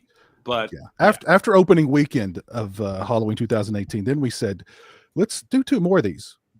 I'll have the script finished tomorrow for the second one. Here you go, Christian. And so there you go. That dude's been on my case all night. I don't even know who that is. Who is Bryden Curry? I don't know, but he's the one that said that you're a hater and you need to go to bed. Yeah, I agree, Bryden. I agree, man. You're probably right, to be honest. Where are you at with Freddy's Dead? Piz and Brandon, where are you guys at with that movie? I'm not a big fan of it. Not a big fan at all. There you go, Christian. Lone Wolf. Jeremy loves it. Jeremy loves it. I know. That's why I became a Jeremy fan. I think it's brilliant. You know, what can I say? I needed to see Freddy on a broom. You know, it's a classic moment. I do like it, but no, it's not the best one. I mean, for God's sakes, did I say it was a masterpiece? I think you did jokingly. Okay, yeah. Or maybe you've been drinking. Maybe I've been drinking. You know. Oh man, yeah, no. I don't know, man. Piz, when I was revisiting Crystal Lake Memories, I was listening to you tell the story of your experience with Friday 09. And you and Christian got into a little back and forth about it because Christian's a big fan of that movie. Brandon, aren't you too? No, you're not. Okay. No. He's an idiot. Where are you? Well, I'm not a fan either. Where are you at now? I remember you said, like, I think you said at first you hated it. He loves it. Then you started to like it? He loves it. I don't think I know if I ever hated it. I think it's, you know, as a slasher movie goes, it gives you what you'd, if we got that Friday the 13th today, holy Lord, people would be out of their mind happy. Out of their mind happy with that Friday the 13th, because that's Jason just slaughtering people left, right, and center. But you know, there's just something kind of, I don't know, it just feels kind of empty. Yeah, that's a good word. It feels kind of empty to me. I mean, I don't watch it very often. I think it's fun, but yeah, there's just kind of that empty feeling about it. And like, you're supposed to give me, like, I don't know, give me at least a couple of characters I like in a slasher movie that I kind of don't want to see ripped to pieces. This one didn't give me really any. Even the supernatural guy, I was like, man, you're just. You're barking up the wrong tree. Christian gets mad when people talk about not liking characters in slasher movies. Well, I respect Piz too much. He gets a pass, but I'm Piz is the boss. He gets a pass. I want to. Every slasher movie, you need to have at least a couple of people at least one person who you want to see just ripped to bits, so that when that happens, it's like a reward. You wallow in their demise. But give me a couple of characters at least that I kind of care about, that I want to see. When give me, Amy Steele at the end of Halloween or Friday 2. You know what I mean? Like, give me her. Like, I like her. I don't want to see her get killed. So that adds some suspense and some tension to that big long chase scene at the end there. Here is like, you got this pretty boy here on his motorcycle. What a prick! And like, dude, I love Jared Padalecki. And then there's like, this chick here. God. So, the one dude who I think you're supposed to hate the most, I kind of liked because he was just Trent. Straight up jerk. You know what I mean? He's awesome. He should have been the hero of the film, dude. He really should have been the hero. He played a douchebag in Transformers as well, named Trent. Yep. Little crossover there. Yeah. Yeah. No, Christian, I mean, you're the lone wolf here that loves it? I love it. I think it's a classic Friday the 13th film. There are things I think Derek is a journeyman Jason. I think Brandon will agree with me on that. Derek Mears is a powerhouse Jason. I agree, Eric. I absolutely agree. I genuinely think it is aging the best out of all of them. All the Friday movies? No. Excuse me. Remakes? Of the remakes, and I'm infamously known for not being a big fan of Texas 03, which most people will claim that's the best one, but it misses the mark on Texas Chainsaw, in my humble opinion. Where I actually think that Friday. You're right, Brandon. You're right. Friday had 11 movies that had created the formula to a point that when they did the remake, I almost felt that they probably played it a little too safe. They maybe could have done a few other things differently. And I think the fact that there were way more Fridays actually kind of went against the remake. But I think the remake is aging gracefully.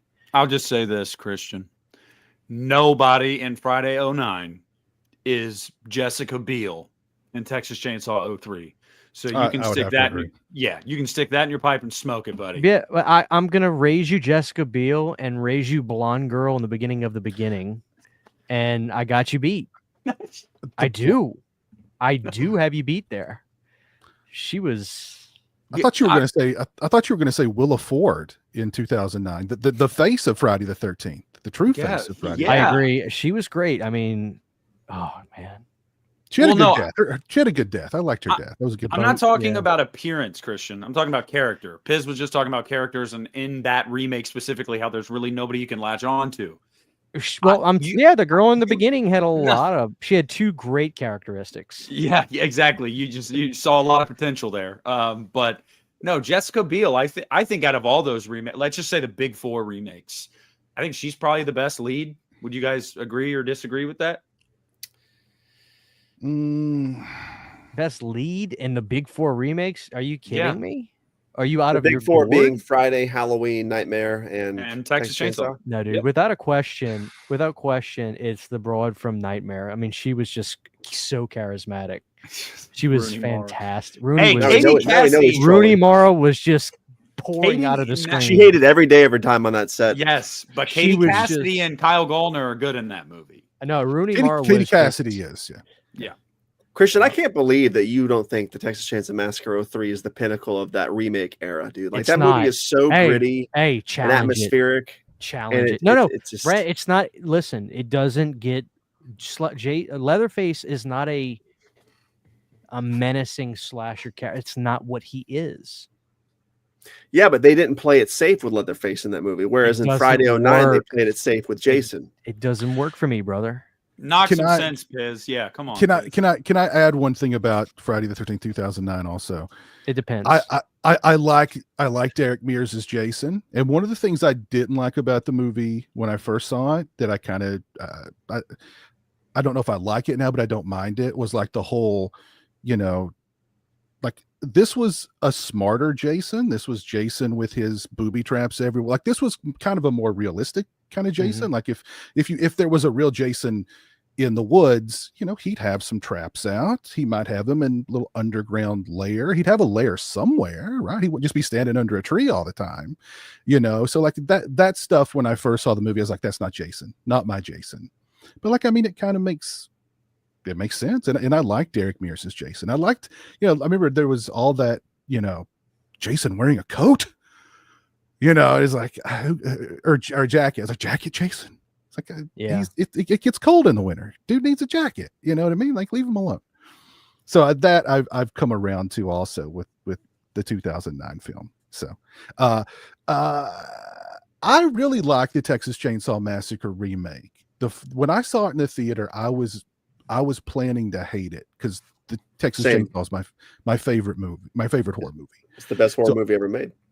It is. I went into that one like just ready to pounce. And I walked out of it like, holy crap. Like it was the scene in the van where after the girl takes her life and the camera goes through the back of her head. Right. Everybody gasped. I went, holy crap. Okay. So there's something going on here. And then when where's the boyfriend's face? Yeah. Yeah. So I liked the grimness of it. And I like that about the Chainsaw remake. I'm not a fan of the prequel to the remake though, but I love the prequel. What was the other movie y'all were talking about? Well, we were talking about like as far as out of the big four, who was the best lead actress? The best lead. Fuck up. I don't know. Maybe it's just because I like Rooney Mara. I didn't really mind her in that Nightmare remake is so just bad all around. It's like I can forgive her. You know, she didn't have much to work with. She's even said like, you know, she almost quit acting after that movie. So we can retire her. I mean, Jessica Biel. I mean, nobody wears a tied up midriff, you know, wise beater like she. I mean, nobody can. That elevated the Chainsaw remake several notches, just that alone. So I thought Henry wore the wife beater great in Friday 2 myself. Henry? Wasn't that his name? Who are we talking about? The guy in Friday 2 that's got the bunny and then he has to go take a shit when he sees the snake. Remember? Oh yeah. Every time I eat a donut, I think of that guy. That's part 3, Christian. It's part 3. That's part 3. That's part 3. Yeah. That's what happens, right? He sees the snake, it scares him, and he has to shit. Yeah, he shits. Take a dump. Yeah. And like 5 feet from where the snake is. Right? Isn't that the most relatable scene in horror movie history? It's got to be. That food looks so good. He's walking around the store with a bunny. He's pulling donuts out of the thing. Then he just opens some orange juice and drinks it and puts it back. Brandon, is that you if you had a country store? That's me at 2 a.m. in my kitchen every morning. What the hell are you talking about, dude? Oh Lord. No, that's Piz actually talked about that on Crystal Lake Memories. He said, I'll never drink orange. Every time I drink orange juice, I think about that guy. Every time I have a donut, I think about that guy. Yeah. That's what he said. Dude. Oh, Henry. What's the big stick up your ass with 03 though, Christian? I really don't get why you don't like it. I know you like the beginning. Because the thing for me is he doesn't like Brute Leatherface. I don't like Brute Leatherface, and I gotta say that I don't like. I think 03 is a great movie. It's just not what I love about Texas Chainsaw Massacre. For me, the thing that makes Leatherface scary is his slightly irrational reactions when people come or he knows he's going to get in trouble. There's something unique about that I love, and I credit Toby with so much. And for me, he was almost like Frankenstein's monster, just this menacing. Maybe that's not a great example because Frankenstein's kind of the same thing, to be honest with you. But he was like a villain in 03. I thought 06 did it better. But honestly, like, I mean, for me, like my favorite kind of Leatherfaces are definitely 1 and 2. I think nobody made Leatherface a better character than Toby. And the reason I'm okay with 2022 because I know some people will say, well, what about that? Is his mom, whether it was his mom or his caretaker, she was killed. And so the rest of the movie, he is mad. He is fight. Like, that makes sense to me. Same with 3D. So same with 3D. So that's my you. only issue. That's my only issue. But that doesn't mean I'm gonna say that I think 03 is a bad movie. No, I'm very, very excited to see that on 4K. It's gonna be a fun experience. I can't wait to see what Marcus says about it. But no, I prefer the beginning too. Aesthetically, I like it a lot. And there's things about the 06 that I love. I got to see that in the theater with my mom and my brother, and we had a great time with that. And I love the brother storyline in the beginning too, because I have an older brother that I can relate to stuff about that movie, and I like the way that movie looks. I don't know. I love the beginning a lot more, and I feel like Leatherface is portrayed in a more original type of light as opposed to 03. So I don't think 03 is a bad movie. It's just the personification that's not my cup of tea. I love the Leatherface that is the scared guy who doesn't want to make his family upset. That's what I love about Leatherface. Dude, 03 was one of those theater experiences I will never forget. Like that scene, the scene where you first see Leatherface show up and he kills Kemper, where the music goes off and you see the cartoon sound effects on the TV and Leatherface comes out of nowhere. That was such a good alternative shock value to the way Kirk gets killed in the first film, because you're wondering, like, what's the first kill going to be like, because that first kill in the first film was so damn shocking. The theater gasped when Leatherface came out of nowhere with that hammer and got Kirk and dragged him off. And I know a lot of people, like, they don't like the way Leatherface slams the door in the remake as if it's a heavier door, so he kind of struggles for a second. I love that shit because it gives like a lot of weight to it. I think it's fantastic. You ever opened a door like that? Obviously not exactly. They're heavy. They are. They're like, those big ass sliding metal doors. But that, to me, that's what makes Leatherface so dangerous about the first movie, is even though he's reactionary to things that are going on, when Gunnar slams that door, it just showed, oh my God, this guy is unstoppable. So you're never going to outdo the scariness of Gunnar Hansen. You can't. Briniarski is great. I mean, apparently he's a son of a bitch in real life. I think a lot of people told me he said really disrespectful things about Gunnar after he had passed, which is really distasteful, but whatever. The guy that did the movies, what do you want me to say? He was also Zangief in Street Fighter, which is hysterical. But no, I mean, I don't know. I forgot what I was getting at, but nothing he did in 03 to me is as good as what Gunnar did, or Bill Johnson for that matter. No, Bill Johnson's the second best in the franchise, I think. Yeah, because Toby knew what he was doing. Bill Johnson's Leatherface was still pretty frightening. I know he was goofy, but like there was something really unnerving about the Part 2 Leatherface. Oh yeah, because he was really unnerving. He was wiry. He was just like, God. I know where great. I know where you guys stand on this, but I want to ask Piz. I don't think I've ever really heard you talk about The Next Generation and how you are with that movie, because that's like a Freddy's Dead for a lot of people, where some people are like, man, it's so insane that I love it. Where are you at with The Next Generation? Because I probably haven't seen that movie in 10 years. I mean, it's entertaining, and I like it for just how insane it is. And the Matthew McConaughey performance is just tremendous. As a movie, it's really bad. As a Texas Chainsaw Massacre movie, it's really, really bad, because like the family's eating pizza now. It's like they're eating I guess they're not cannibals anymore. I don't know, but I enjoy it for just how outrageous it is. It's I don't know. But you know what I love about it too? I enjoy it. Besides McConaughey's crazy performance, there's something that feels so inherently TCM about it. And I think it's because it was a local Texas production.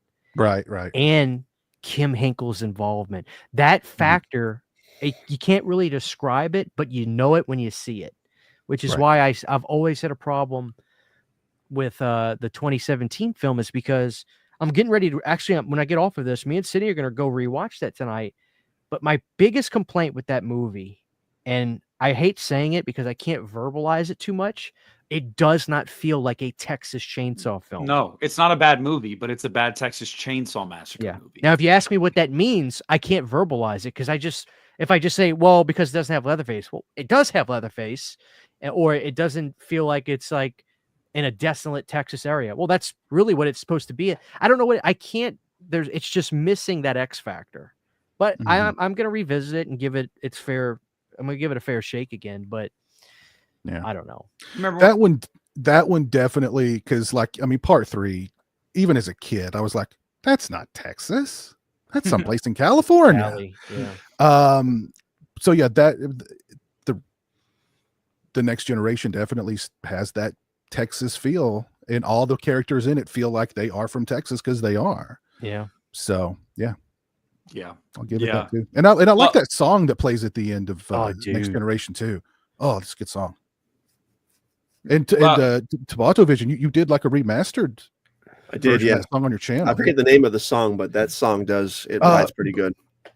Blue Moon. Blue Moon over the. God, I'm gonna have to look that up. That's gonna bug me all night. You got it. Great song. Great song. I really hope we're getting another TCM film, and I kind of want to keep tradition and let it just be another sequel to the original, since we've never, technically got like a real part 3. Blue Moon at Dawn. Sorry to interrupt. Blue Moon at Dawn. Yeah. Well, you mentioned Kim Hinkle coming back and how that, that added some cachet for you. And I totally get that. But, it's also like Rick Rosenthal coming back for Halloween Resurrection, which, then you got this. So you want to be on Dangertainment? Motherfucker.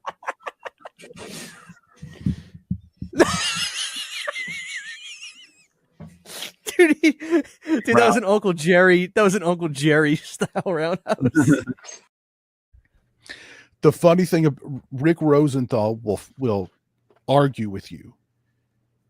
He stands firm in his belief that Resurrection is a masterpiece.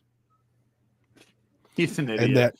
And that if they had released that film the way he wanted it, where each theater would have gotten like a different ending, he swears it would be considered a masterpiece. He also swears that, the advent of the cameras on the head was, really smart, and that he wanted more of that in the film. I want to ask you guys, have you watched on the special features? This was back on the DVD where you could watch all of the cam footage as the movie, like all they shot on the cam. You could watch that. It is unwatchably bad.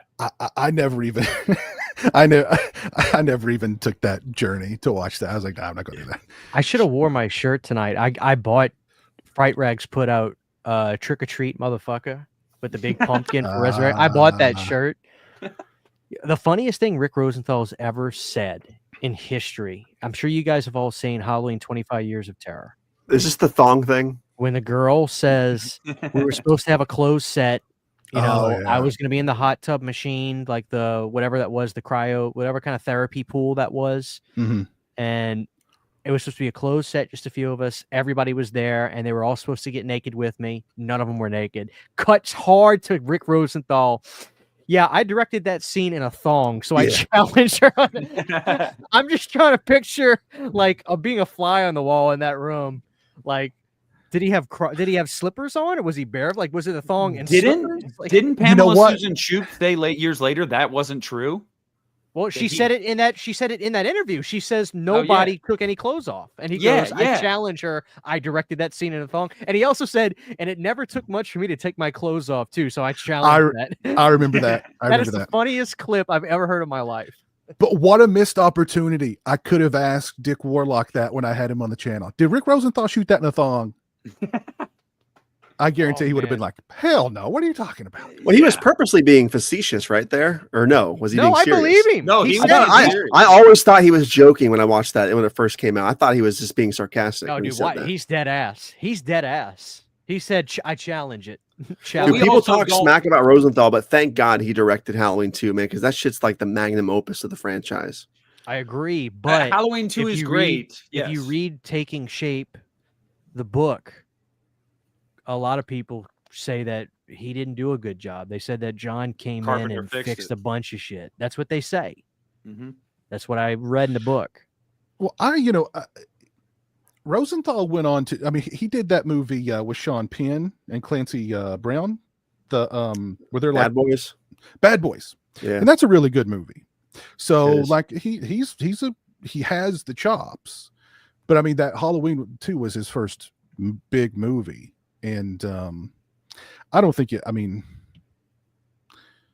I've heard that too. That Carpenter came in and cleaned it up a lot, and maybe he did. I don't know, but I still love Halloween 2. Carpenter craps all over it every opportunity he gets. I love Halloween 2. I feel like there has to be some truth to that though, because famously Rick and John aren't BFFs, you know. And I mean, John isn't with anybody really, let's be honest, but like I know that there's what I've read, at least, and Christian's talking about it taking shape, is like there seemed to be some tension between the two.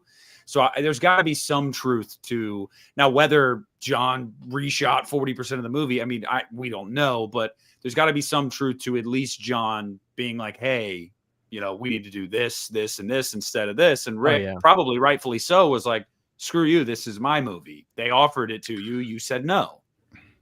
Could you imagine the Halloween 2 that John Carpenter and Deborah Hill wanted to make with Laurie in like an apartment building? Like take Michael out of that setting and put him in an apartment. It might have been like Halloween Rise, or no, like Someone's Watching Me. Someone's Watching Me. Yeah. The TV movie that Carpenter made, but with Michael in it. I think that would have been. They should do that now. Do that now. Make that the next Halloween movie. Yeah, you know, the funny thing about that idea too, Piz, is like 2 years ago, I did a series on my channel where I was covering all the unmade Halloween ideas, and I did that too. Yeah, and 1,000 people did it before me, Nick. I know, but I'm just saying I learned a lot while doing that, because like, and the one thing that was really frustrating, I remember as a teenager hearing that idea, like, oh yeah, they wanted to set it in a high rise, and I was like, oh, that would be really cool. And there's almost no morsels of information about it. There was no script, nothing. It was literally just, hey, we had this cool idea, and that was it. So like, knowing how that would have played out, I mean, who knows? We didn't get anything. I would have loved to have at least heard about a script that they had, because I've always loved that idea. Dude. I've always maintained that Resurrection should have solely taken place in that sanitarium. Personally, You know, we want to know what my favorite one is. Then there are things about it that are silly, but when John was trying to get Halloween 4 back, it's funny because if you hear brief talkings about it from him, he acts like he wanted nothing to do with it, which apparently was never really the case. When he tried to get back to do Halloween 4, he got the guy that wrote his novels to do a screenplay. Jack Martin's the book name, but that's not his name. I'm sure Dennis Etchison. There you Dennis go. Etchison. The script that they had was going to be about the kids from the original. And at the end of the script, this is the coolest ending of any Halloween film I would have ever seen. On Halloween night, when somebody was about to get killed, the clock hit midnight and he disappeared. I thought that was brilliant. That was like the most coolest Halloween ending I could have ever imagined. I was about to bring up, have any of you read that script? Because you can find that script out there. It's on on archive. It's on archive.org. And it's that's the truly like supernatural Michael. Is that the one where Michael gets bigger in the movie? Yeah. I would have guessed they wouldn't have done that if they would have made the movie. Just let him be a tour de force. But dude, that is the most Halloween ending I've ever heard of. Like when it hits November 1st, he's gone. Brilliant. I love that. They should still do that. And the fact that the last act of it takes place at a drive-in. Oh, dude. You know yeah. Brilliant.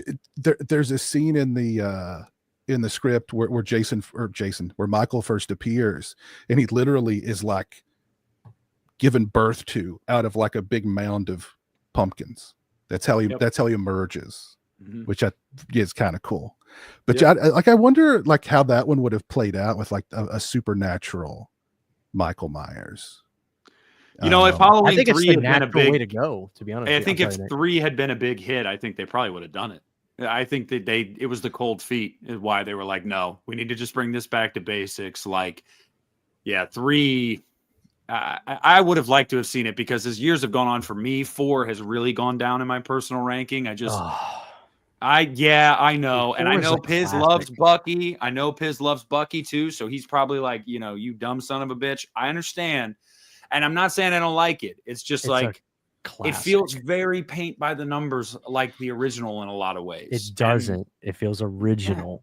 That's heavily debatable. But I'll just say that, like, I understand why they did it. It was necessary, because if they didn't do that with 4, you wouldn't have any of the other movies. I mean, the series would have died at that point. It would have been Shocker, where Wes Craven wanted Shocker to become a new franchise. That never happened. So yeah, I don't know. 4 has the best opening of all time. Yeah, it's great.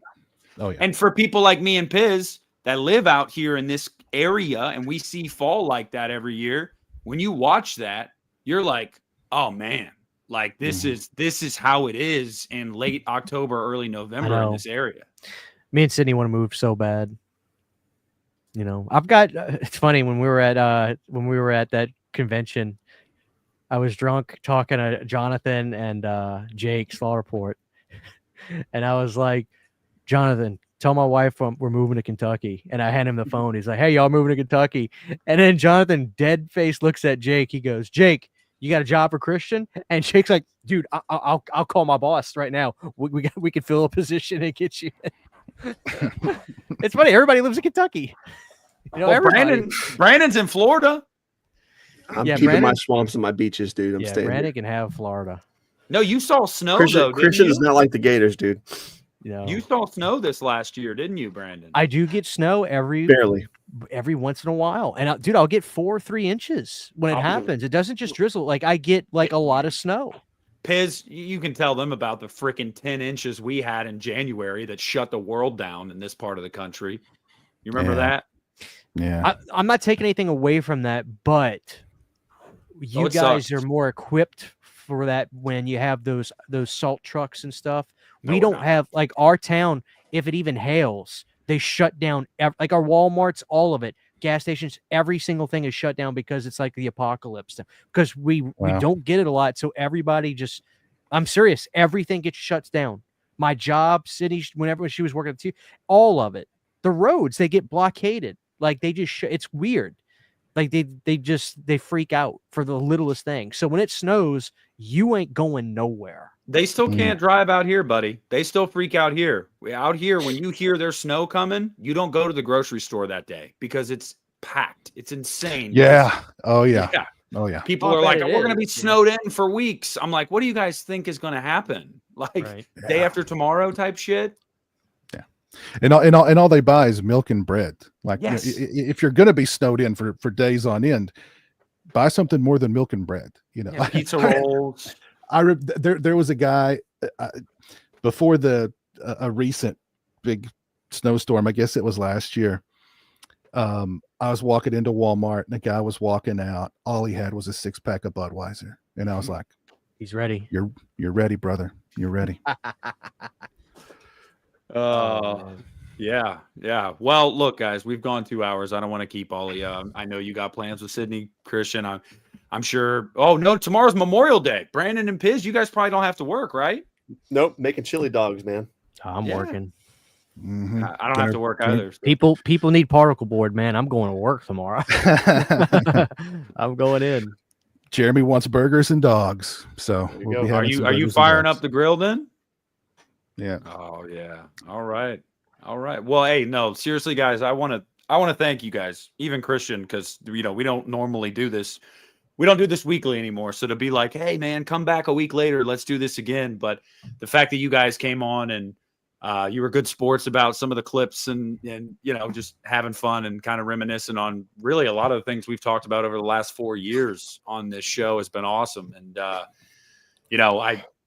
having Piz on in our early days, Christian, definitely lended some relevancy and credence to this show, I think, because as you said, he's the boss. And when I posted that yesterday that he was going to be on it, people were like, "Oh shit!" And I'm like, "Yeah, I know. He's the man." So I seriously can't thank you enough. And Brandon, thanks for circling back after all this time. And good times. Tomfoolery. Yes, sir. But Brandon was just out in the ether, and I found his channel, and I thought he was interesting, and I just reached out to him, and here he is. Now he's, Here I am. Brandon's a good Here he dude. is. Here he is. He's Long John Silver's dude. The reason I reached out to Brandon. He did a video about Halloween 5. It was a minute video, Piz, just a minute.